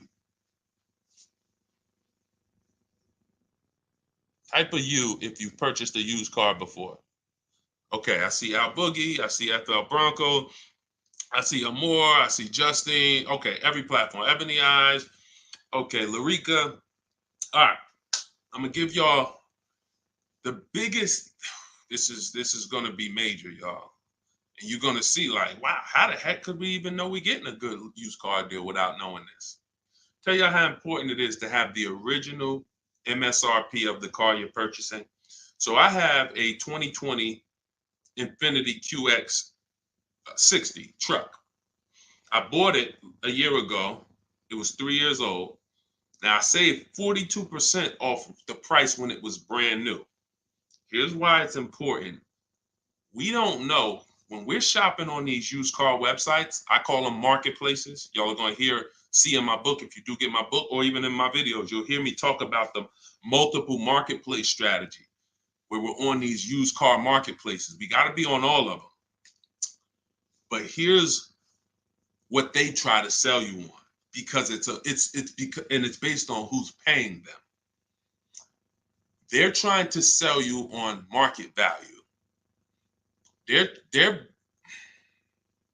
true way to buy a pre-owned car, after you check to make sure it's a good one, but I'm talking about how do we know we got a great price on it? We must know how much it was brand new. We must know how much the car was brand new. Give you an example. I was looking at this Infiniti truck. I had narrowed it down to my top 3 or 4. I think I narrowed it down to my top 4. Now they're all white. They all look similar. They're all in similar price points. How do we choose? This is where we usually are stuck. And this is where we usually make a bad decision. I'm going to tell you why. I get the MSRP of these cars. By the way, my special strategy for getting the MSRP, one of them is to go to the dealer's website. Most dealers have a contract with Carfax, and that car will be on their website. That's my first line of defense. Again, everything I'm talking about, y'all, I don't hold back. It's in my book, or it's going to be in my free videos. But some people want everything in one spot. One spot, step by step. That's what the book is. 75% off in my bios, or go to Deshone's book or scan the QR code. So I look and I pull the MSRP, the window sticker for all of these vehicles, and what do I see? The 4 vehicles, the original price of them, one is 46, one's 48, one's 52, one's 54. Why is this so important, y'all? They've taught y'all to buy used cars based on what? Nothing. This is what we're asking for the car. Okay, I think I see some less than that. If all of these cars were 31,000, but one was 54, that's the best deal. In fact, none of those other deals are even close. That car right there has more packages in it, more equipment in it, special features in it. Those other cars don't. So the percentage of the discount that I'm getting off the car is higher here. Does not matter what the dealer's asking for the car. See, we've been taught you go and you focus on trying to get the dealer's price down. That is true in some cases. But what's more important is I need to know, based on what the dealer's asking for the car, how much off MSRP, original MSRP, am I actually saving? Is it 30%? Is it 40%? Because I might look at this car here and yeah, they might be asking $1,000 less for it, but the original equipment in that car is $5,000 less equipment. This is why it's very important. It's critical.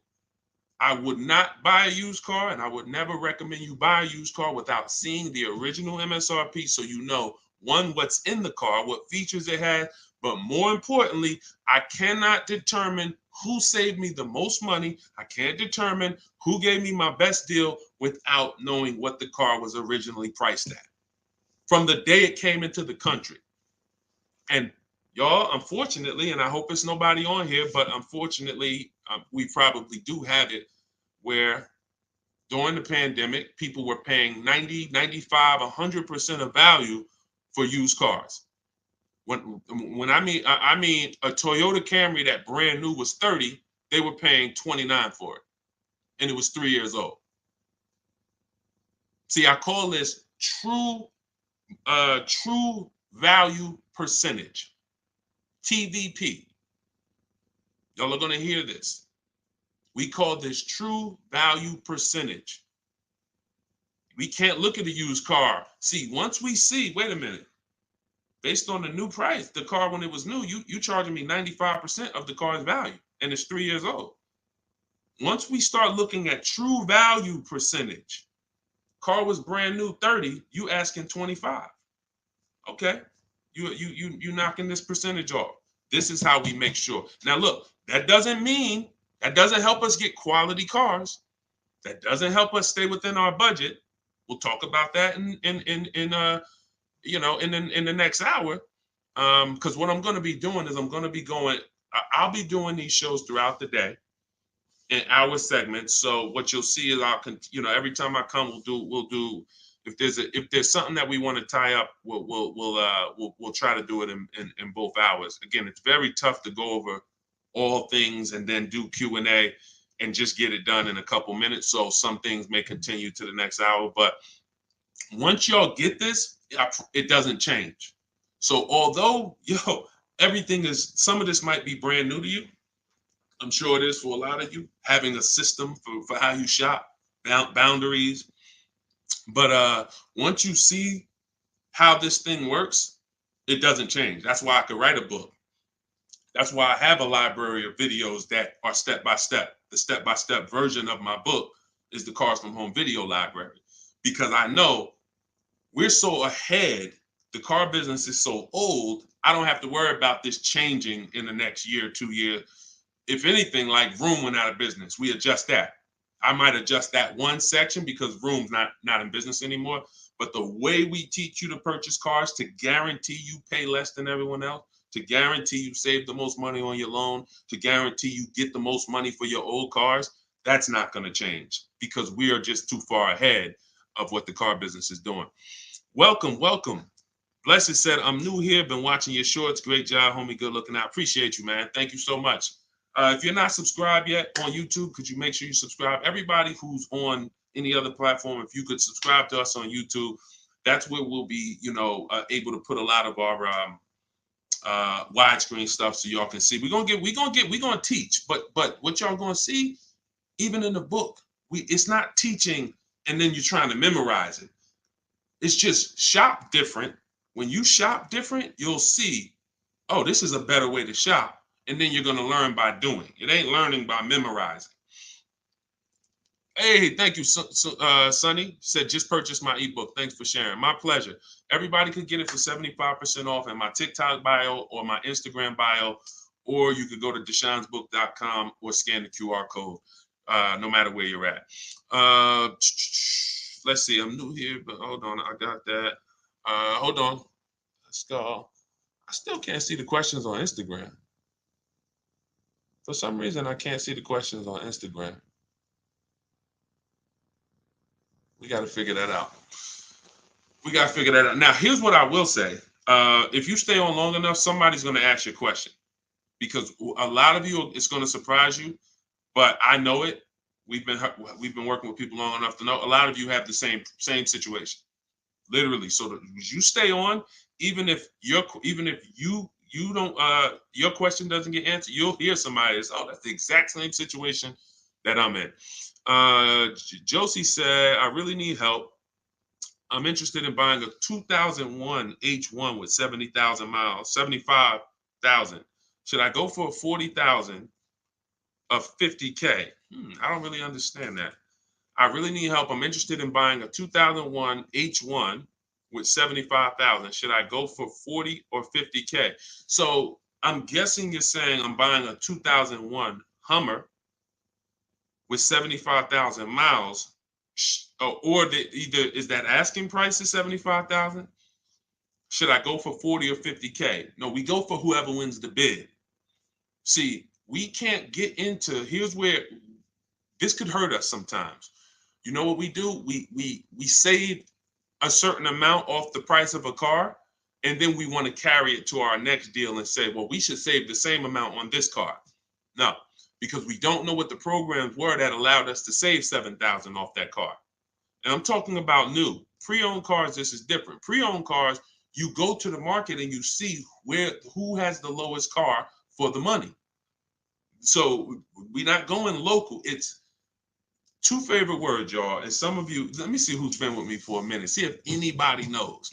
What's my two favorite words when it comes to saving money?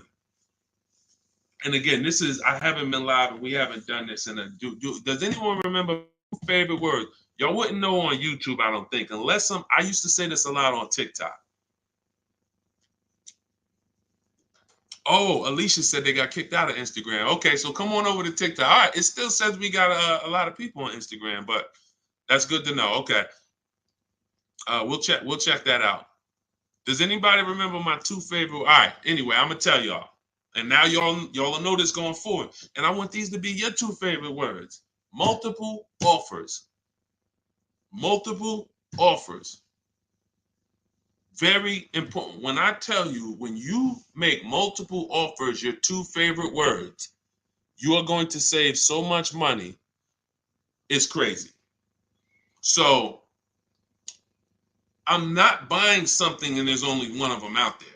I don't have anything to compare it to. That'd be like me walking into the grocery store and I want chips. I really want some barbecue chips. And I go into the aisle and it's only one brand of barbecue chips. Wise Barbecue is the whole store. Now, I don't know if they're charging me a good price because I don't have anything to compare it to. They might say, oh, bag of chips, $4.99. Is that good or not? Well, we don't know. But when I see all the other options, same thing with spaghetti sauce.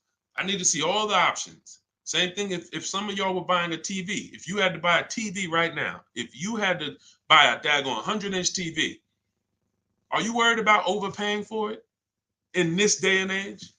No, because you know, man, I'm going to go to Amazon, I'm going to go to Best Buy, I'm going to go on this Walmart.com, and by the time I see some options and see what they pricing at, I'm going to be able to choose the best one in 10, 15, 20 minutes, right? That's what comes through.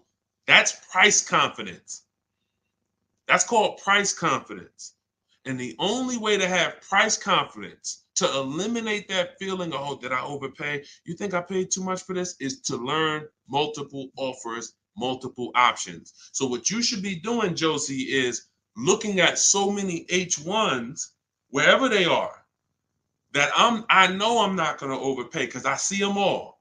I see where the price, and I'm gonna teach y'all, this is in the book, and I'll teach y'all in my video. We set up accounts when we're shopping for a new car, because once we know where the prices are, we want to be alerted every new car that pops up, every single used car that pops up, you want to get alert on it. You want that thing coming to your email the minute they post it, because everybody else is not going to be able to move on it because it's too fast. They need time. They need to, oh, let me see it. Okay. But if you know the used car market, like I'm going to teach you, if you know the low prices on this car is 40, the high prices is 55. Soon as that one pops up at 41, you don't have to hesitate. Speed is what gets people deals a lot of times, y'all. I've sat in front of people and I'm literally offering them, and this is back when I was in the dealership, and I'm literally offering them, like, the dealership is making no money. That's how good of a deal it is. And I'm like, listen, miss, like, I'm just telling you, we're making no money. We gave you everything. But they didn't take it. And I'm gonna tell you why. I can't blame them. They didn't have enough other offers to feel confident that what I was giving them was the best. That's the problem. So in order to have price guarantee, price assurance, for us to know that we are paying less than everyone else, we have to see multiple offers. And then in order for us to guarantee that we have not, that's just what it is. Price assurance comes through multiple offers. And then we have to get a quality vehicle. Okay. So all of this I will teach. It's hard to get, maybe like a lot coming at you at once. That's why I would love for you to get the book, Car Shopping for People That Hate Car Shopping, so you could dig into it, so you can see that everything I teach is methodical. I don't want you trying to remember this. Get the book, take your 75% off for the launch of the book, and then dig in and you'll see, wow, he has this thing set up in systems so that I don't have to be trying to remember what to do. I don't want y'all trying to remember what to do when you're out here shopping for your car. I want you to have a roadmap, a blueprint, and that's what 7 Steps to Saving Time, Money, and Avoiding Dealerships is. Thank you, Curtis. Appreciate it. 10-4. Oh, 10-4. Thank you for the guidance. It's a rare vehicle. If it's a rare vehicle, that's fine, but you don't want to overpay for a rare vehicle. You need to see enough of them to know that you're not overpaying. You don't want to sit there. You know how many people got a rare house? Your value's down. You know, I got a rare house. So if the value is going to be down, think about it. If it's rare buying, then it's rare selling too, which means your market, when you go to sell it, if you go to sell it one day, it's not going to be huge. That's not a car you can sell in 24 hours unless you just want to blow it out price-wise. But in order for you to make sure you don't lose, you got to make sure you buy right. You can't overspend by 10, 15 grand. So just make sure any H1 in this country, you know the price of it. That's all. If I see one over, it could be all the way over on the other side of the country. If I see the price, then I know what the market is. It doesn't matter if it's over there. If they're asking 10 grand less and it's a good car, has great service records, has great title history, has great accident history, doesn't matter. That shows me that's the market price. All right. Thank you, Josie. I'm glad. Enjoy it. You're going to be able to get to any car you want. And you have so many strategies in there for later. If you're buying a used car now, it's in there. If you're going to be leasing, it's in there. If you're going to be buying, you're going to know, all right, man, I want to get a lease for my spouse. Or, hey, you know what? I'm going to get a lease for my kid. Or you just might buy everything. But sometimes you might want to buy brand new. Sometimes you want to buy pre-owned. It's all in there. Different strategies for how you get to below market deals on each one. Uncle John said, who currently has the best lease program? It's no way to tell. Unfortunately, there's no way to tell. You cannot shop. That's the bad part. That's why when we shop, y'all, it takes us about 45 minutes to an hour to find out where the market is on a car, what the best offer is. Once you get good, like I said, if you're doing it the slow way, you could call sales managers. You get one lease price, and then you call a sales manager and see if they can match it or beat it, or beat it rather. But if you want to do it the fast way, I go through the websites. I contact the dealers through the websites, tell them exactly what I want. We do this for 25 dealers.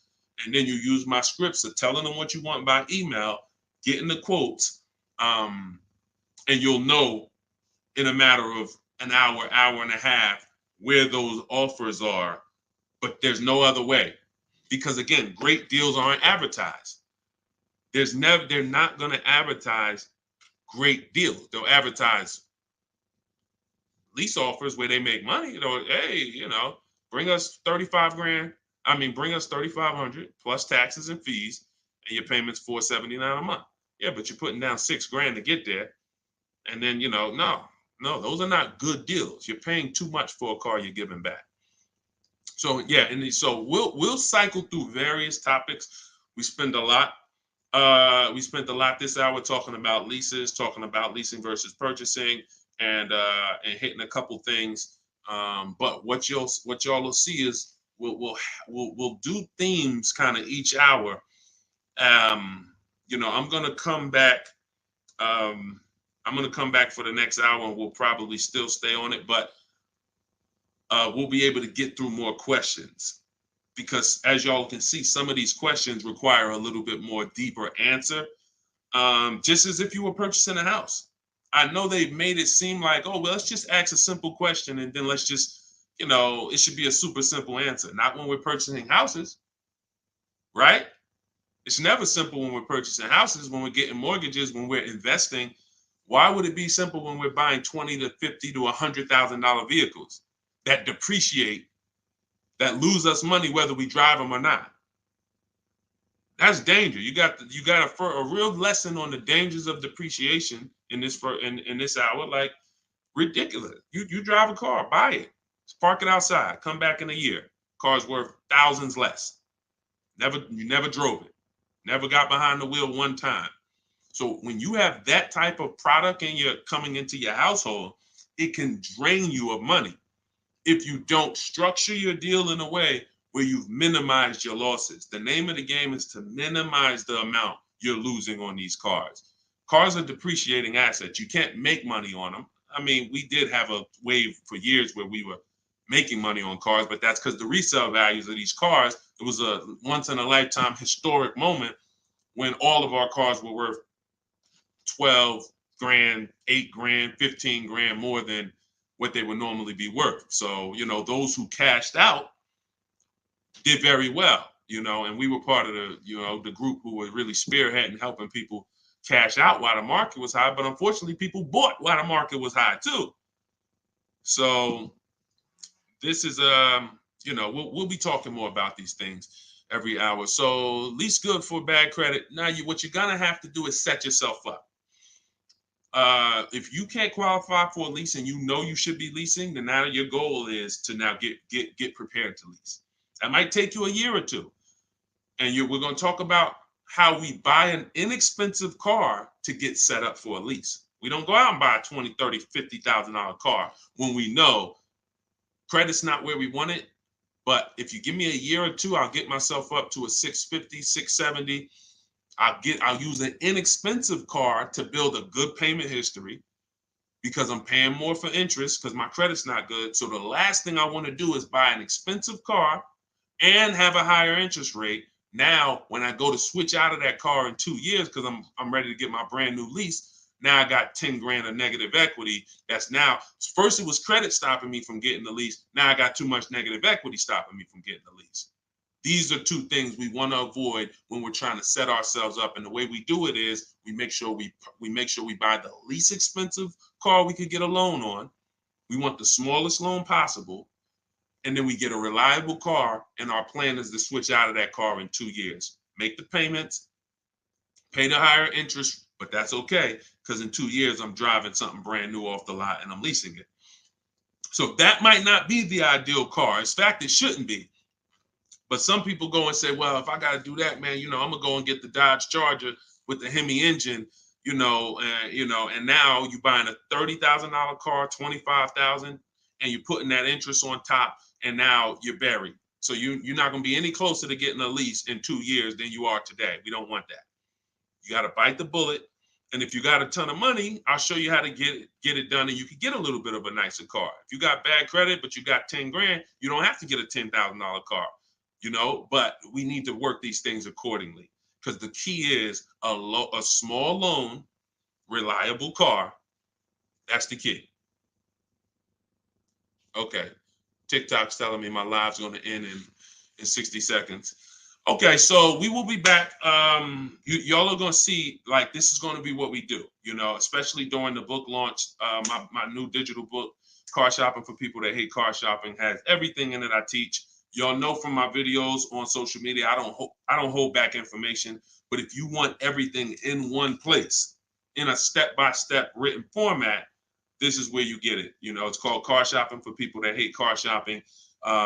7 steps to saving time, money, and avoiding dealerships. And that's going to allow you to take what I teach, mastering the art of shopping from home, mastering making dealers and banks bid against each other for your business, and so that you can be confident.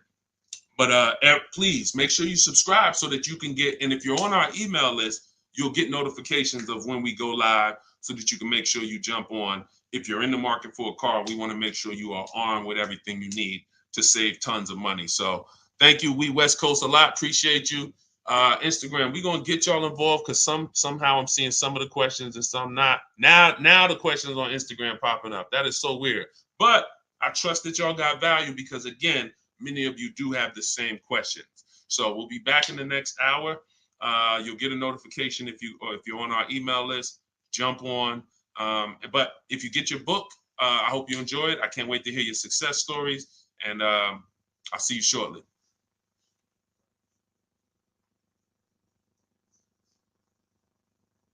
Oh, and if you need the book, it's in my TikTok bio.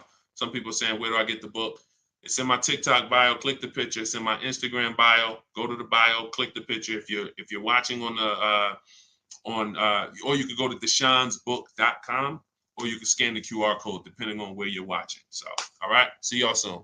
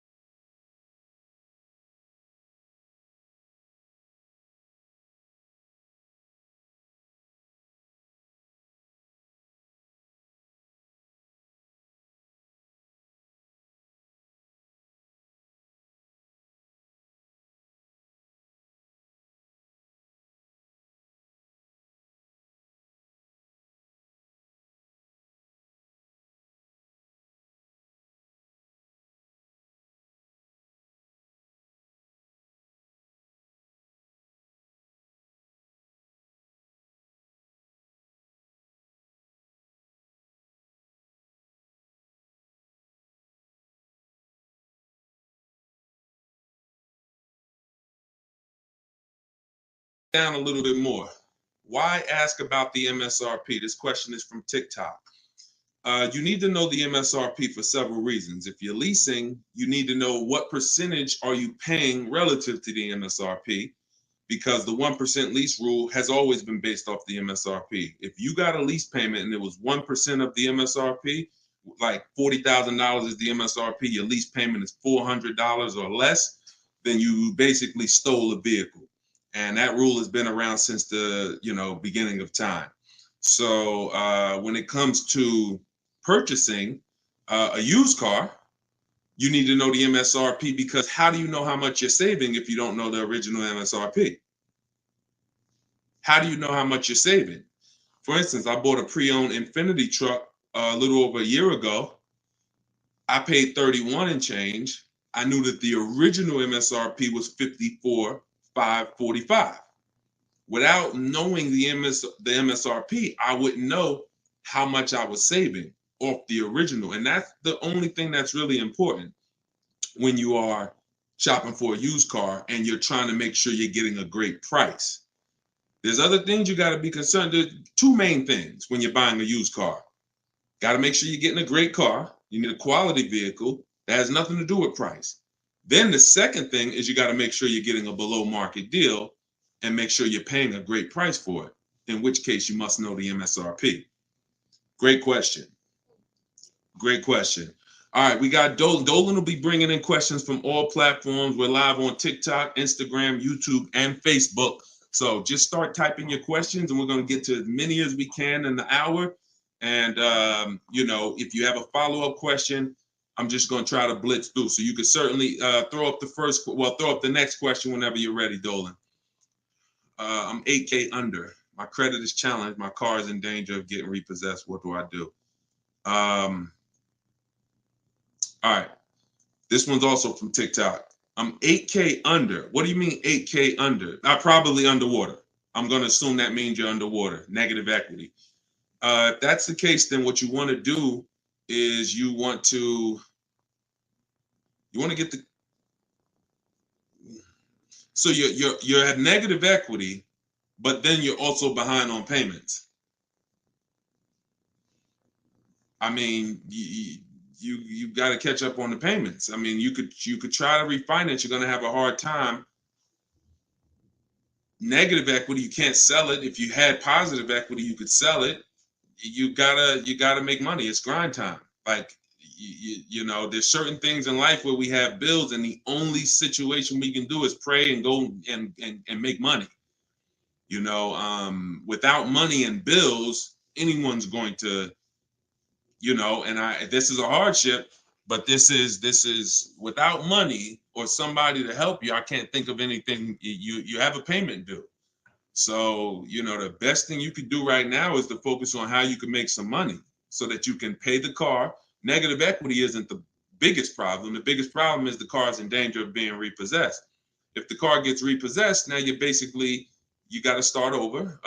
It's not the end of the world, but you're certainly going to have to start over because you're gonna have a repossession on your credit, and you're gonna have to buy a car with bad credit. I would be trying to rebuild my credit.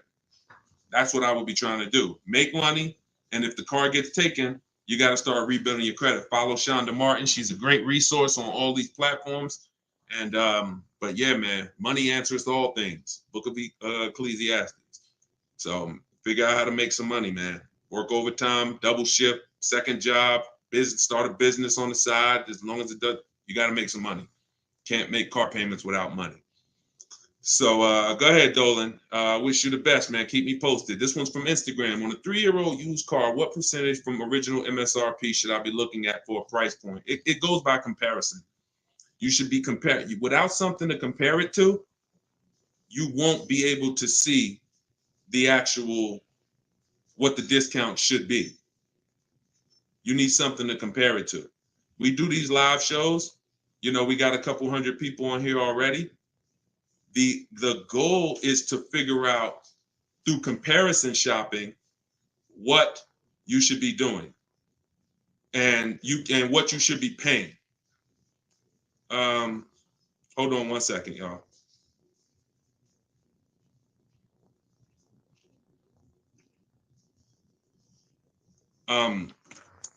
Yeah, so that's the goal. You don't know what a fair price is, what a great discount is, until you are not, until you have other offers to compare it to. That's the problem. Go ahead, Dolan, shoot the next question up. Like, I didn't know that 42% off my Infinity that I got was a great discount until I compared it to the others. I narrowed it down to 4 choices, and then 3 of them were not as big of a discount.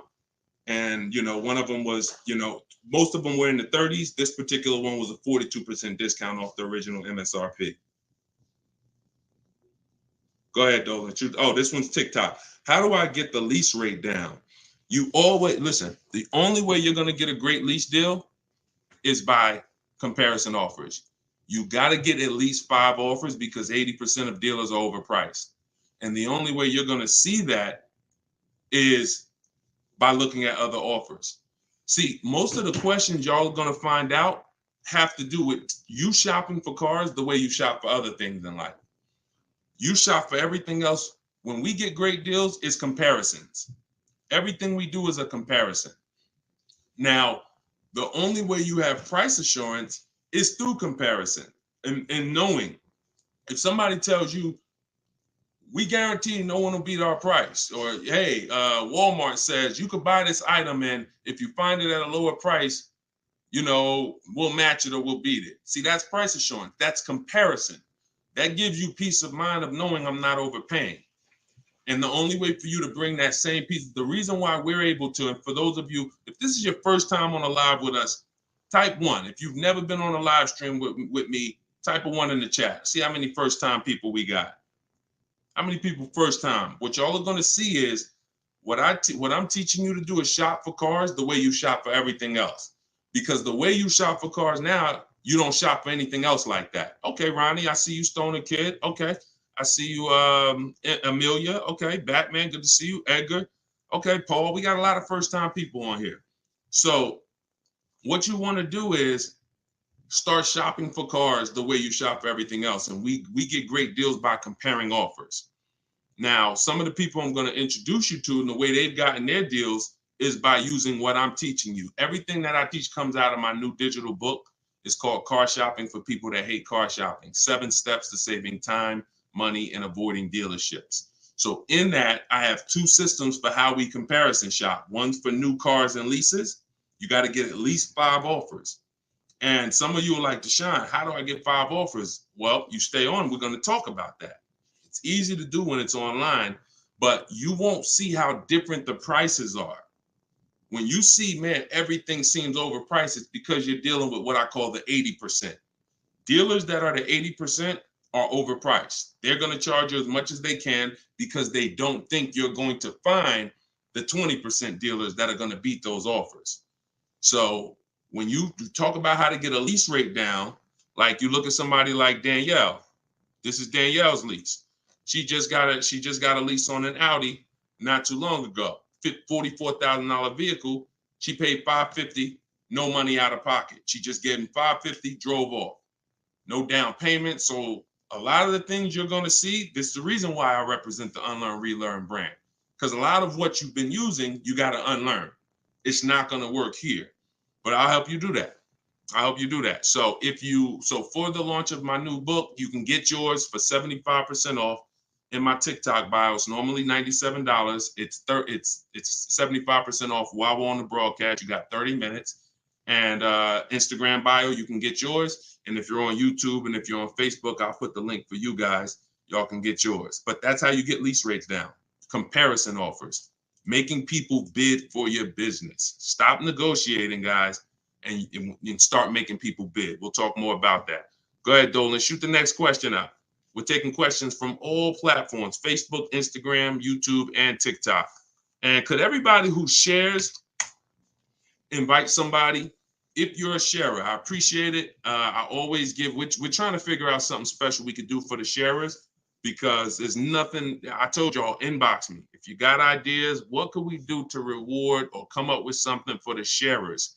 Because you guys are the people who help us spread this message. I appreciate all the new people, but I want to do something special for the sharers. Please DM me ideas of what we can do because we want to make it a regular part of our broadcast. All right, I see you, Sharice. Thank you. All right, go ahead. This one's from TikTok. Can you ask for additional discounts since you're an educator? See, the problem is if there's a rebate, then you'll get it when you reveal it. If there's a first responder rebate, you can't depend on a dealer to tell you about it. Some of the 80% won't tell you about it. Some of the 80% won't give you the whole thing. If it's a $1,000 rebate, maybe they'll tell you it's $500. We don't trust the 80%. When I was in the dealerships, I saw how the 80% moved. The 20% are the people those are the people you have to find. It's not, you can't just walk in. Unfortunately, there's 17,000 new car dealers in this country. They don't have labels on them. There's not one that say, we're the 20% that beats everyone. You have to find them and you need a great bidding system. You could do it manually by phone, or you can do it my way by email, copy and paste. So, but you're not going to, it's like people who said, well, I have a GM, I get a special price with Ford. I get a special price with General Motors. You can't depend on the dealer you're dealing with to tell you the special price and to tell you the rebates if they have them. The only way you're going to see it is by getting at least 5 offers, and then you'll be able to reveal who gave you the real offer. It's unfortunate, but it's actually better for you, because when who's not a good negotiator? Type not me if you are not a good negotiator. Just speaking honestly, you're not a good negotiator. It's not your thing. I consider myself to be pretty good, and I won't do it. All right, Danny said not me. Okay. Rai, sorry, I butchered your name. Lovey, okay. This is going to work for everyone who's not a good negotiator. Now, I am a good negotiator, but I won't shop that way. I'm always going to get bids, because if you're negotiating with the 80%, they're so overpriced. Even when they drop down a couple $1,000s, you're still overpaying. That's the whole point. That's why it's best for you to sit at home where you're in control. You can use my way, which is email. We copy and paste. I have a strategy in my book. It's called 25 to 5, where you're going to connect with 25 new car dealers. This is only for buying and leasing new cars. This is not for used cars. I have a different strategy for that. But you're going to sit at home. You're going to connect with 25 dealers online in about 20 minutes. And that's going to get you 5 offers using my scripts, using my replies. Now, the manual way to do it is to pick up the phone, call, and speak to at least 5 sales managers. But you need to get 5 offers. That's the only way you're going to see how much money that the 80% were trying to overcharge you. Does that make sense? And it goes with the same thing with military discounts. Doesn't matter. Special pricing, employee pricing. You must shop multiple offers, because you can't trust the 80% to actually give you the real numbers. All right. Go ahead, Dolan. Bring the next one in. We're taking questions from all platforms. Did I post that link? The book is not good for used car. Absolutely. That's just my system. You're going to hear me talk about 2 systems of shopping multiple offers and options. One's for new cars and leases. That's called the 25 to 5.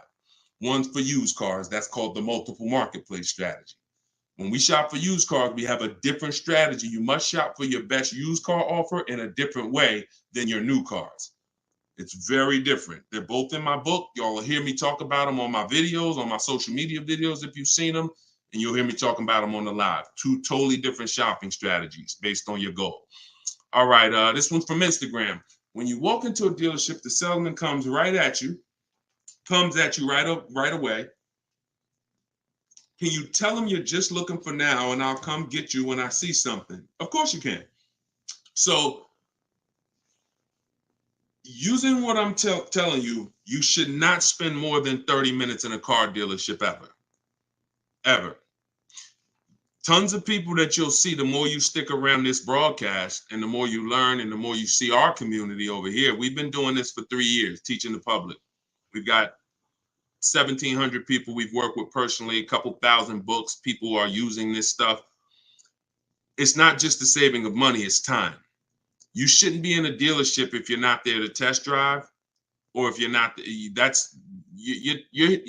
see, we have something we call shopping, not buying. Very different. That's actually step 4 in my book. There's 7 steps. The last step is delivery. Step 4 is something I call shopping, not buying. You have to learn, if you're going to enjoy shopping and take control of your car deals the way I want you to, that when you are shopping, you are deciding what you want. That's shopping, deciding what you want. You can get your copy of the book in my TikTok bio. Everybody got 30 minutes to get it for 75% off. Somebody on TikTok said, how do I get the book? It's in my TikTok bio. If you're on Facebook or YouTube, you can scan the QR code, or you can go to deshonsbook.com. If you're on Instagram, you can go to my Instagram bio. It's normally $97, but it's part of our official launch. You can get yours for 75% off. So when you are there with a purpose, which means no one can actually talk you into something, because you're clear on what you're here for. I'm here to see what I like. I'm here to decide what I want. I got my kids with me. I'm here to see how this vehicle is. It comfortable? This is only for new cars and leases. We don't test drive used cars until the end. That's a different thing. And I'm answering questions specifically. So when someone asks about a used car test drive, we'll talk about that. For those of you who are leasing and buying new cars, we are there to test drive and decide what we want. That is it. We do not talk numbers in the dealership. Listen, I want y'all to remember this. You will never, using what I'm telling you, you will never talk numbers in the dealership. If you are coming there to see a used car, the deal is made already before you get there. Your numbers, everything should be established online. That's the multiple marketplace. There's a very simple process that you can follow for shopping for used cars. By the time you walk in the dealer, who's ever had a dealership that they had to walk out of? If you've ever had a dealership where you had to walk out of, type me if you've ever walked out. Somebody wasted your time. Somebody tried to, whatever. You went there and you're like, man, I'm leaving. This isn't good. I'm glad you did that, but I want you to get to the point where no one can even waste your time. That's what I want you to get to, which means every time you walk in the dealership, for a used car, the deal is made. You're just there to test drive it, verify everything you did online. We'll talk about this. And then you're taking the car or you're locking up that deal, not taking it because, you're locking up the deal. Now, with a new car, you are there to test drive only. I'm deciding what I want. And here's look, you got to be able to ignore this. Let this stuff go. Hey, can I talk to you? Hey, let me just show you these numbers. Hey, we got some real good deals this month. Hey, you know what? Have you seen the specials? Hey, we got a special price. Hey, we're taking off Hey, we're paying over $2,000 for people's trading. Hey, we're buying old leases back. All of this stuff, it got to just be, that junk got to go using what I teach, because that stuff works for other people. It probably has worked on you in the past. Now, you're not going to let people throw you off this agenda anymore. You are literally there to shop, decide what you want, and when you take your card, take the salesperson's card. When you come home, if you like that vehicle, we will be purchasing it and getting multiple offers from home, never in the dealership. Everybody clear? If you're clear on that so far, type clear. Everybody clear on that? Clear? All right, I see you, Dave. Yep, I see you, Danny. All right, go ahead. This one's from Facebook. Carla said, my granddaughter purchased her first car in November 2023. She wanted to lease, but was told she was too young. She's 20. How can she transition from a current car note to a lease car when she turns 21 next year? Great question. Who has a car that they're thinking of replacing? You have a car now. You're thinking about replacing that car. Could be a lease, and you have to replace it. Could be a car you own. Could be a car you're financing. So the first step in my book, it's called 7 Steps to Saving Time, Money, and Avoiding Dealerships. Car shopping for people that hate car shopping. First step is the most important question. We must know whether we're going to lease or buy.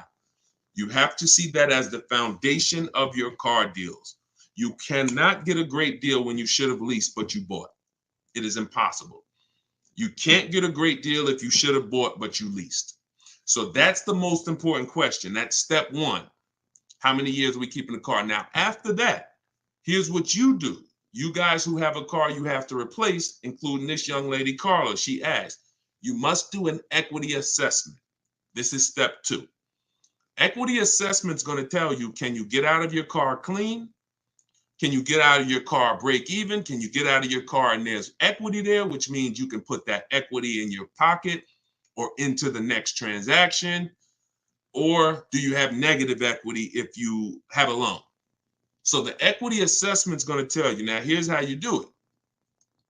You're going to call your bank. If you have a paid off car, you do not need to do this step. You can skip this step. If you have a loan or a lease, you're going to call your bank. You're going to ask for the payoff. I see y'all running the likes up on TikTok too. I appreciate it. Can y'all keep tapping the screen? I appreciate y'all running those likes up. When you call, you're going to ask them for the payoff. The payoff is the amount you owe. Do not look at your contract. Do not look at anything. Call the bank or call the leasing company and say, what is my payoff? Now, if you're leasing, you're going to ask an additional question. Do I have a third-party restriction? Once you have those answers, you end the call.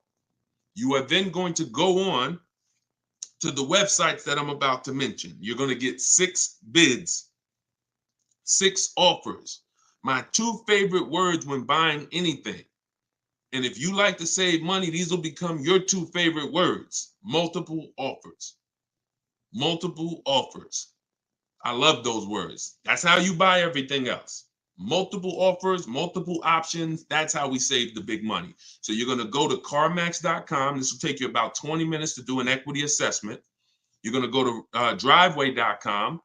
You're going to go to AutoNation, Sell My Car, Carvana, Kelly's Blue Book, Instant Cash Offer, and Car Guru, Sell My Car.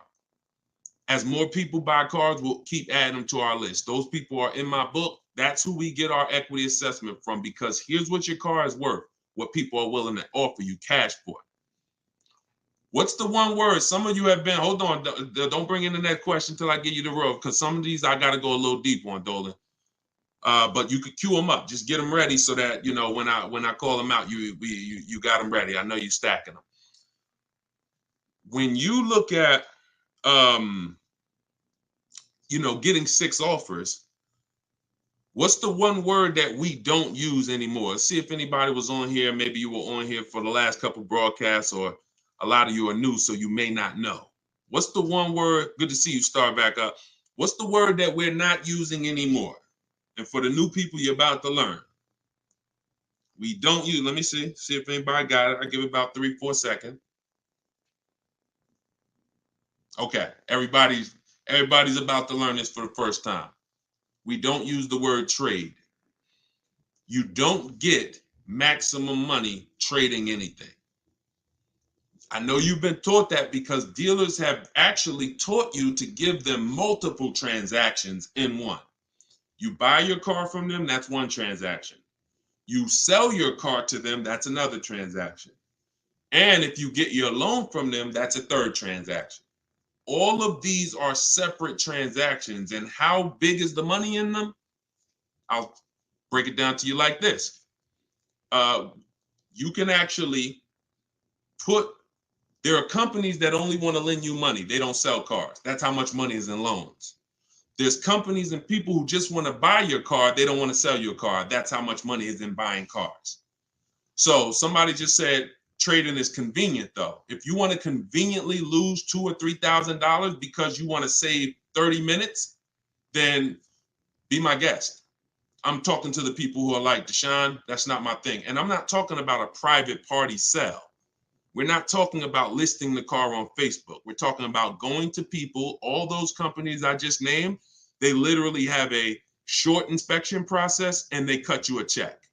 I sold my lease to CarMax. They won the bid 2 years ago. I walked out with a check. I was there for 45 minutes. Then I brought my parents down because they won the bid for their Mazda.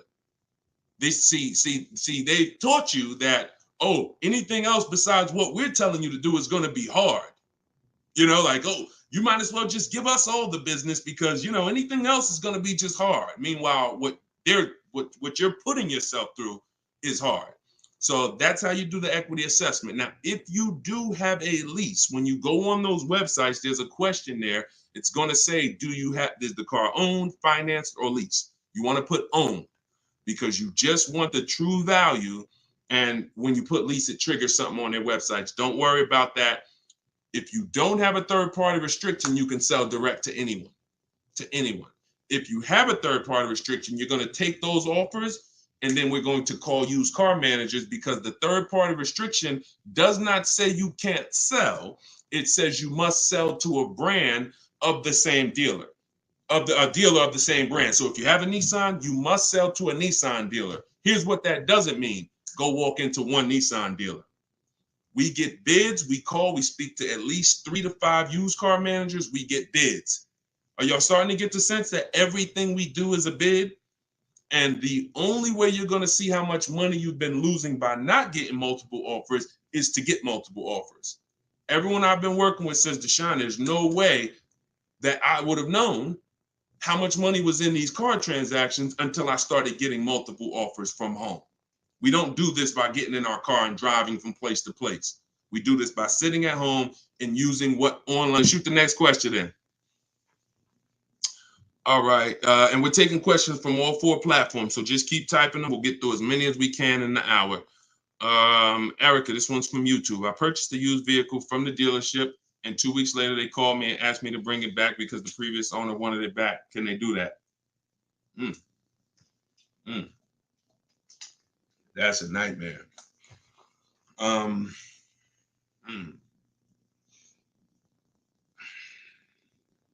Y'all hear that question? Erica purchased a used vehicle. 2 weeks later, they called, asked to bring the car back because the previous owner wanted it back. So it's less about your transaction, and it's more about if the transaction with the original owner was legally closed. If they left the transaction open, now if I'm you, do you have your paperwork? You have all your loan? And here's the most important thing. Has the loan been funded? Is there a new loan attached to that vehicle under your name? Are they in the process of registering that vehicle under your name? Now, here's where you could be dealing with the crap that the 80% of dealers who are scumbags. This is what they do sometimes. They'll take a car from a customer. They're waiting for the title. They technically don't have the legal right. They have the legal right to sell the car, but there's a loophole there probably because they haven't gotten the title from the owner. And if the owner comes in and says, you know what, I changed my mind, and the owner's holding the title.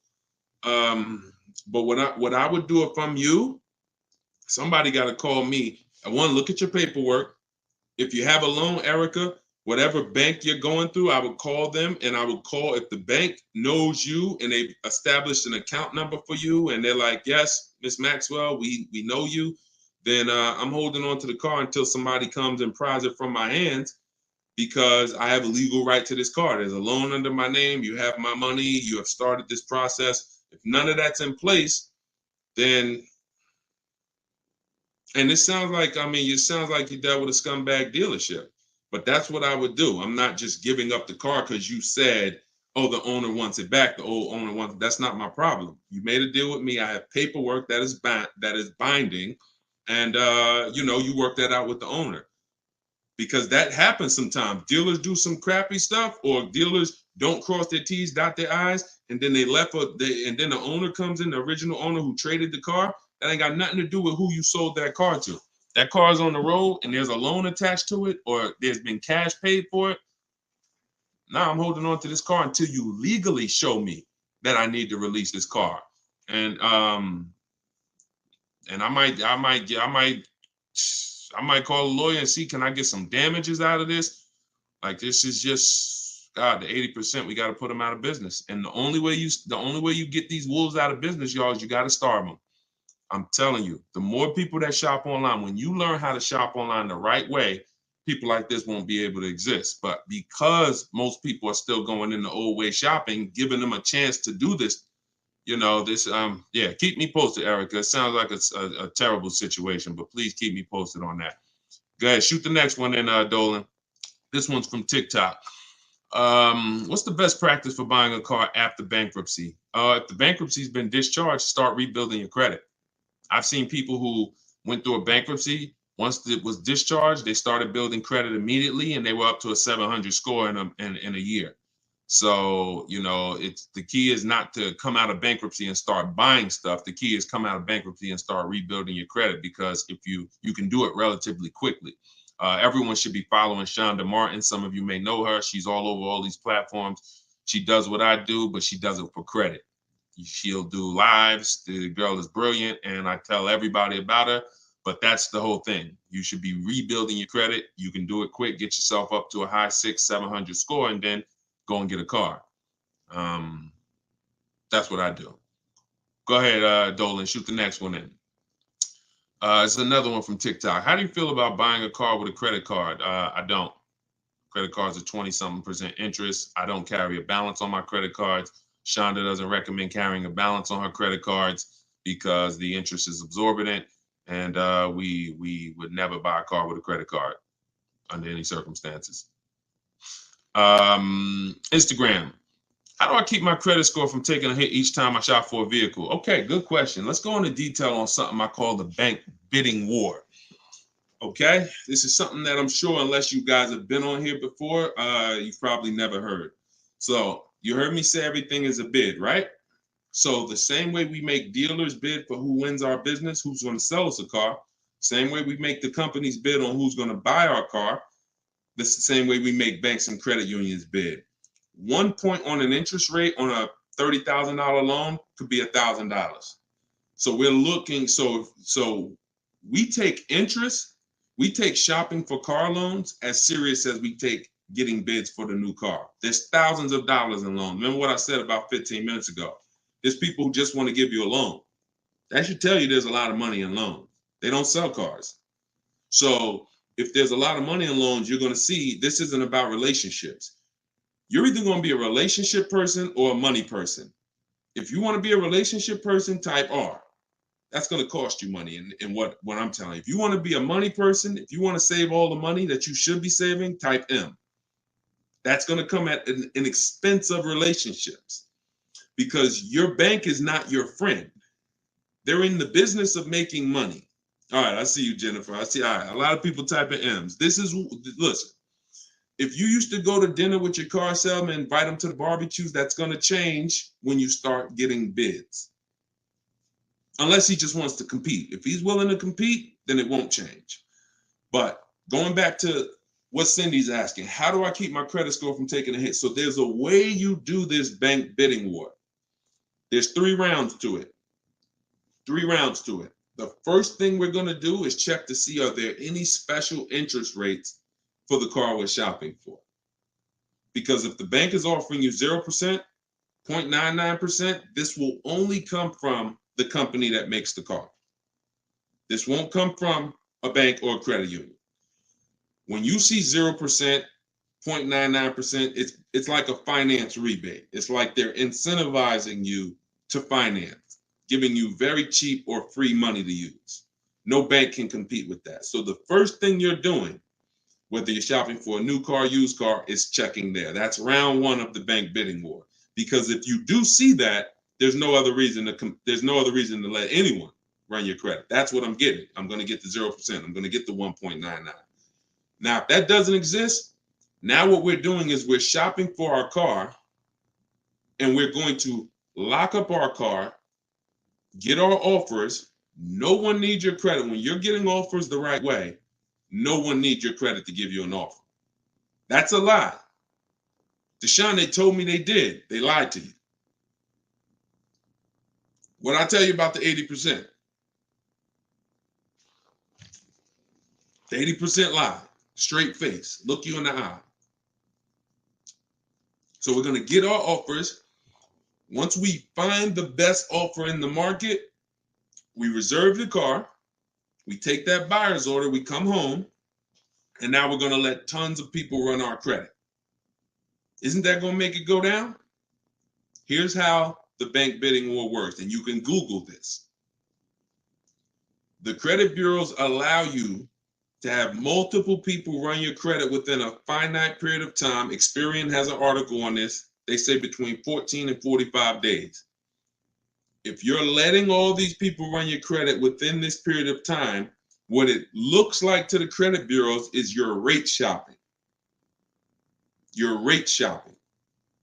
They're not going to penalize you for rate shopping. They will penalize you from going to dealer, letting this dealer run your credit, letting this, oh, I'm trying to buy this Chevrolet. Oh, run my credit. And then here I'm at a Nissan dealer. Okay, I'll take the Nissan Altima, letting them run your credit. You'll be penalized for that. That is not what I'm telling you to do. I'm telling you, don't do that. So when you get your car, you're bringing that home, and you're going to call your bank. You're going to now call your credit union or go on their online portals, and you're going to go to every online lender. I have some listed in my book, Lightstream, Community Credit Union, and you're going to let all these people make offers for you. Because who's seen a case? This is another reason this works so well. Who's tried to reach out to their bank or their credit union to get a rate, and they say you have to have a car first? Who's had that happen? You're trying to get a rate, and they say, well, we can't give you a rate. We need you to give us the details of the car first. So now you're trying to make up what you think you're looking for. Yeah, I'm looking for. No, it's because it's not designed to work that way. It's designed to work where you get your paperwork, get your buyer's order, has all the numbers on there, has the year, the make, the model, what you're paying, how much you need to borrow, and then you're calling your banks and credit unions. This is round 2 of the bank bidding war. So you're going to let all those people go and compete. Now, whoever wins that round, you're going to call the dealer the next day and you're going to say, hey, I got 6.29 from my credit union. But if you guys can beat it, then I'll do the deal with you. This makes the whole price. See, everything I'm telling you to do, if you follow what I'm telling you, the process is easy. You never got to lie.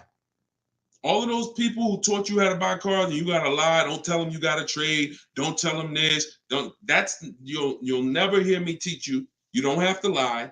And the dealers will enjoy working with you to 20% because you're now giving them an opportunity. And it's very different, y'all. When you got a car, when you have a finance manager who's trying to beat the rate you got, here's the difference. And we'll get ready to queue up the next question, Dolan, not yet.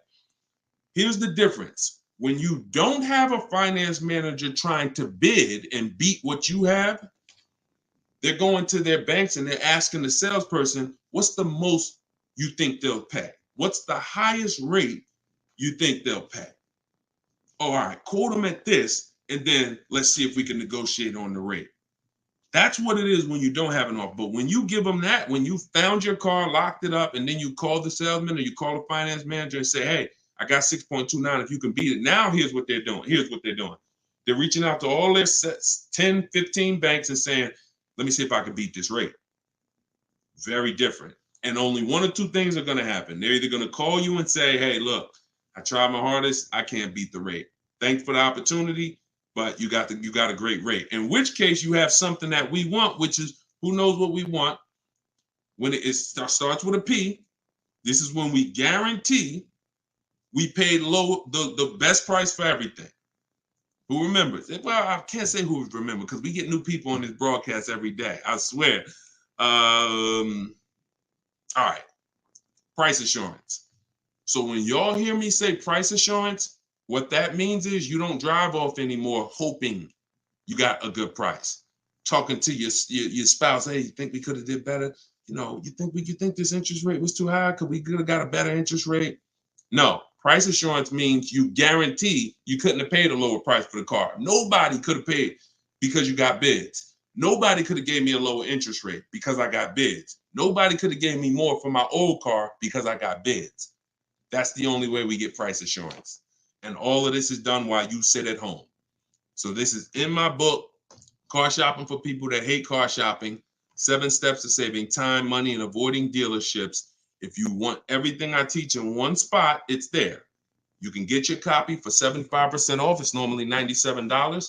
And you can go to my TikTok bio. It'll be in your inbox in literally 5 minutes. The reason it's a digital book too is because things change. Vroom just went out of business a couple months ago. They used to be one of the people who competed for our business. If you guys had, your book and you had bought it and then it was a print book, because some people say, Deshone, is it in print? This is the reason, one of the reasons why it's not. If Vroom is in that print book, what happens? Now I got to jump on live and say, hey guys, volume 2 of my book is out because things have changed. Get your volume 2. I don't want to do that. You get this one time, and then I update it when Vroom went out of business. I updated the master file. Everybody who opened their book, no matter what, it was relevant. And that's one of the biggest reasons why it's a digital book. So you can grab your copy for 75% off, but you got 30 minutes. Once the timer is 0, it goes back up to 97. In my Instagram bio, in my TikTok bio, or you guys can, I'll put the link right here for you guys on YouTube and Facebook. You can go to deshonsbook.com. Oh, wait, I put the wrong one. I put it in my bio here. All right, Dolan, you can queue up the next question. Keep typing your questions, y'all. We got some more time. We're going to try to get through as many as possible. And we're pulling them from all platforms. We're on Instagram, we're on TikTok, we're on Facebook, and we're on YouTube. So we're pulling questions from all platforms. This one's from TikTok. Can you use the equity in your lease towards the purchase of a used vehicle? Most certainly, Eddie, the equity is yours. Once you identify your equity and you know how you're going to get it, who you're selling to, you can either put that money in your bank account or you can use that as a portion of you can use that towards your next car deal. That's your money. Your money. Go ahead, next one. This is another one from TikTok. I need a bit of advice. My son totaled his car. It was a loan Honda. Should I lease or buy this time around? I'm looking into maybe lease an electric vehicle, but I never have leased a vehicle. Okay, it's a very good question. Should I lease or buy? Let me show you. Some of you, let me show you this. Let me ask a very important question. In my book, this is called Step One. Whenever you hear me say the most important question, this is what I mean. It's the first thing you do. When you want to buy a car, when you like, hey, I'm thinking about a car, this is the first question you ask yourself, and it's the most important question. How many years are you keeping the next car? Come on in, and everybody type your comments. Keep that question up, Dolan. Everyone who's car shopping and who will be soon, how many years are you keeping the next car? Lula, if you just jumped on, I don't come to dealerships because we shop online. So there's no way for me to come to a dealership with you. If you stick around, you'll learn how we shop. There's no reason for you to need somebody with you when you're in your house making car deals. Everybody answer. Everyone who shop, I want you to actually think about this. How many years are you keeping the next car? We're answering that question, Rob. Just tap into the broadcast and what I'm answering before you, because we're literally answering the question someone just asked, should you lease or buy? And the more you stay on the broadcast, because many of you are in the same situation, the more you're going to see someone's going to ask the same question as you. So just listen, and then, most times your question's going to be answered. All right. If it's electric, 3 years. Buying all cash. How many years are you keeping the next car? I got to just pay attention to the people that are listening. I'm sorry. All right. Hyla, I see 3 to 4. Vivian, I see 3 years. All right. 6 years. Okay. 3. Okay. 8 years. Okay. So the first question you're asking yourself, should I lease or buy? You're going to replace that question with how many years am I keeping the car? Now, if the answer is 8 or more, then you should buy. I'm going to tell you why. This has nothing to do with how you're paying for the car. A lot of you may get attached to, if I'm paying cash, does that change anything? If I'm getting, it doesn't, because the expense that you need to avoid that's losing you the most money is what I call the unseen expense. It's depreciation. So let me break this down for you very quickly. If you have a $35,000 car, you buy it today, what is that car worth a year from now? Even if you don't drive it, you got a $35,000 car outside in your driveway right now, brand new car. What is it worth a year from now? You didn't drive it 1 mile. Is it worth 35? Is it worth 35? No. Let's go deeper on depreciation, because now we're starting to see with that first question. I'm going to ask you some more. You have to see this is the unseen expense. You buy a car today for 35, you take it back to the dealer in 3 days. Is it worth 35? No. So what does that tell you? There's some expense there, whether you buy or lease. Many of you have been taught, I could just buy a car because I could drive as much as I want. Let's throw another one in there. You buy a car today for 35, you put 30,000 miles on it. Isn't it worth much less a year from now?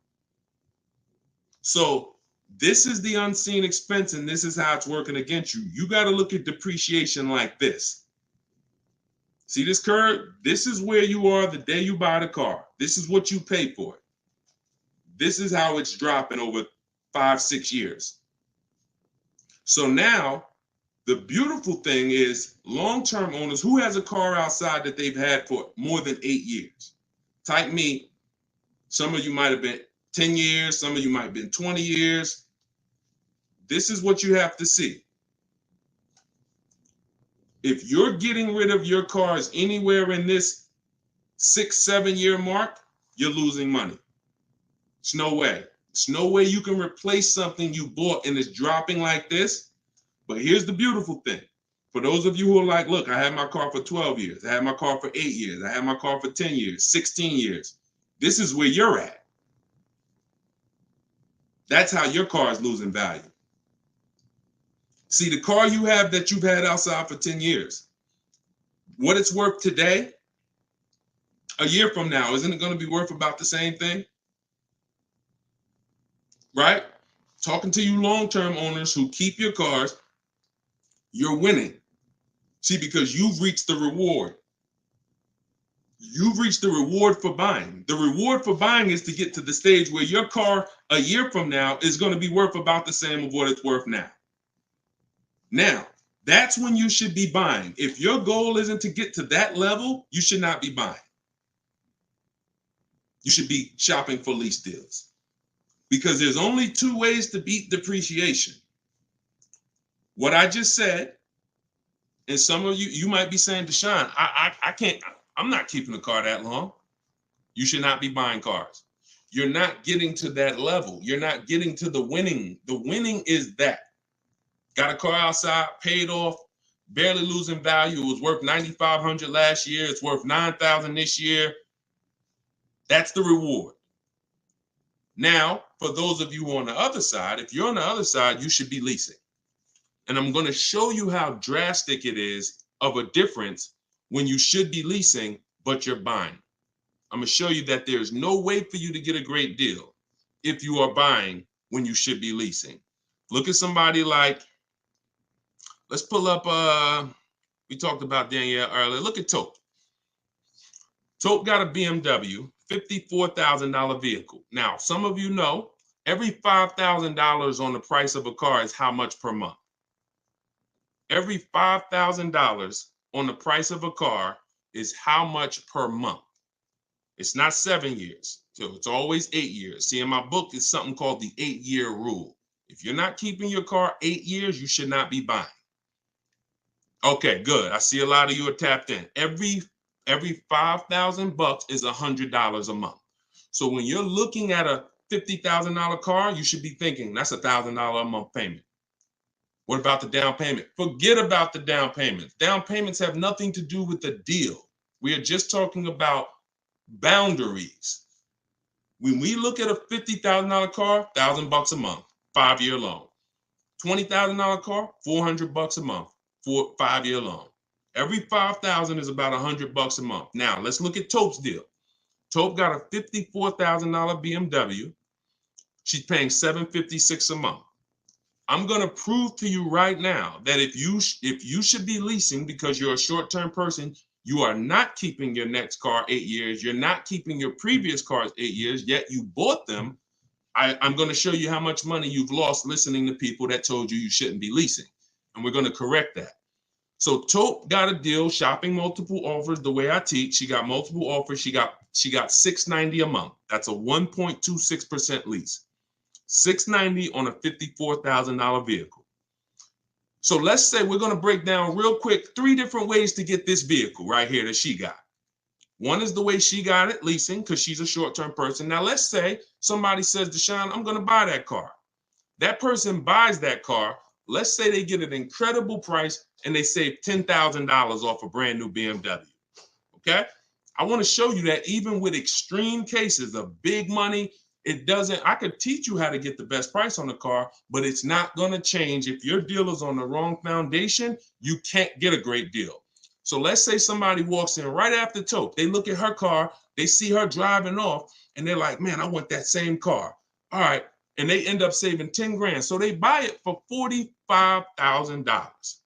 Taxes, fees, probably put them up around 48. Every $5,000 we said is $100 a month. $48,000, that's a $950 payment, y'all. 5-year loan. No money down, because Tope put no money down.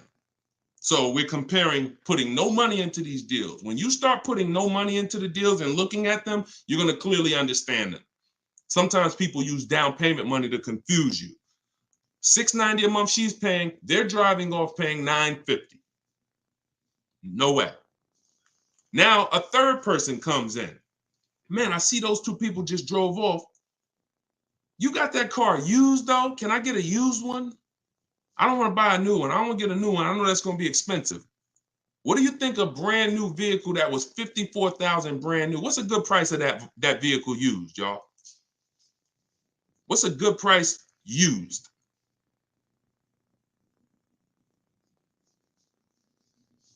I want to hear. Somebody throw something out. 40? Okay. 40? I'm going to take the lowest number. This is how it's going to, I mean, it's not going to be 30. Okay. A $54,000 vehicle. You're not, let's take 21. Okay. No, all right. I can't, we gotta use like real answers. So you're not getting a $54,000 vehicle. Oh, maybe I should preface 3 years old, right? Let's say 35. Let's say 35, right? That's pretty conservative. 54,000 new. They find one for a great price. It's a used car. They get it for 35. Every $5,000, $100 a month. What's the car payment? 700. 700. So you have Tope, who's driving off in a brand new BMW, $690 a month. You got the person who bought thinking it saved $10,000, got an incredible discount, $950. And then you got the person who got a 3-year-old BMW. Warranty will be up next year. They're going to be on their own. They're paying $700. That's what I mean. I told you I was going to make it very clear for you that when you should be leasing, you cannot get a great deal. I don't care how much money you save off the car. I don't care if you buy a used one. When you should be shopping for great lease deals, you're not a long-term person. Now, here's where both of those people can beat Tope.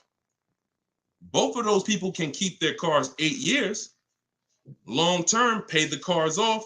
Now, we see them down the line, and now they're winning. And it's not that Tope is losing. It's just that they've all won now. Everything when you purchase cars, when you get to this stage, if a person bought that car and they're at this stage now, I had this BMW for 8, 9, 10 years, and it's not losing any value anymore. Oh, you won. That's the reward for buying. But if you're not going to get there, you're losing by not leasing. That's the leasing versus buying. I call that the most important question. It's the first question. When you open my book, it's step 1. How many years are you keeping the next car? That is the first thing you ask yourself because it's the foundation of your car deals. So everything that I'm teaching you is out of my new digital book, Car Shopping for People That Hate Car Shopping. 7 steps to saving time, money, and avoiding dealerships. Step 1 is the most important question. Step 7 is delivery. So by the time you get to step 7, you're either having your car delivered or you're picking it up. This is not a book you read and then you go take a test on it. This is an action guide that gets you closer and closer to your vehicle. And when you get to step 7, you're taking delivery. So you can get it for 75% off. Get your copy. Get your 75% off in my TikTok bio, in my Instagram bio. It'll be in your inbox in literally 5 minutes. If you're on YouTube or Facebook, you can scan the QR code or you can go to Deshone'sBook.com. All right. I love talking about this. Go ahead, Dolan. We probably got time for 2 more. Bring in 2 more, Dolan. Bring in the next one. And then we'll wrap. Yep.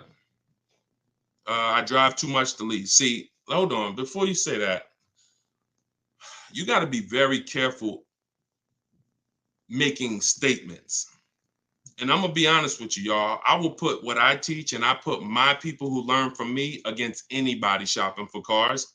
Because once you get this and once you get how to shop, you'll be able to do this in 60 minutes. You'll be able to get great car deals in 60 minutes. But in order for you to win, the best thing for you to do is ask questions here, not make statements. All right. This one's from TikTok. Can you use the equity in your lease toward the purchase? Oh, yeah, we got that one already, Dolan. We did that one.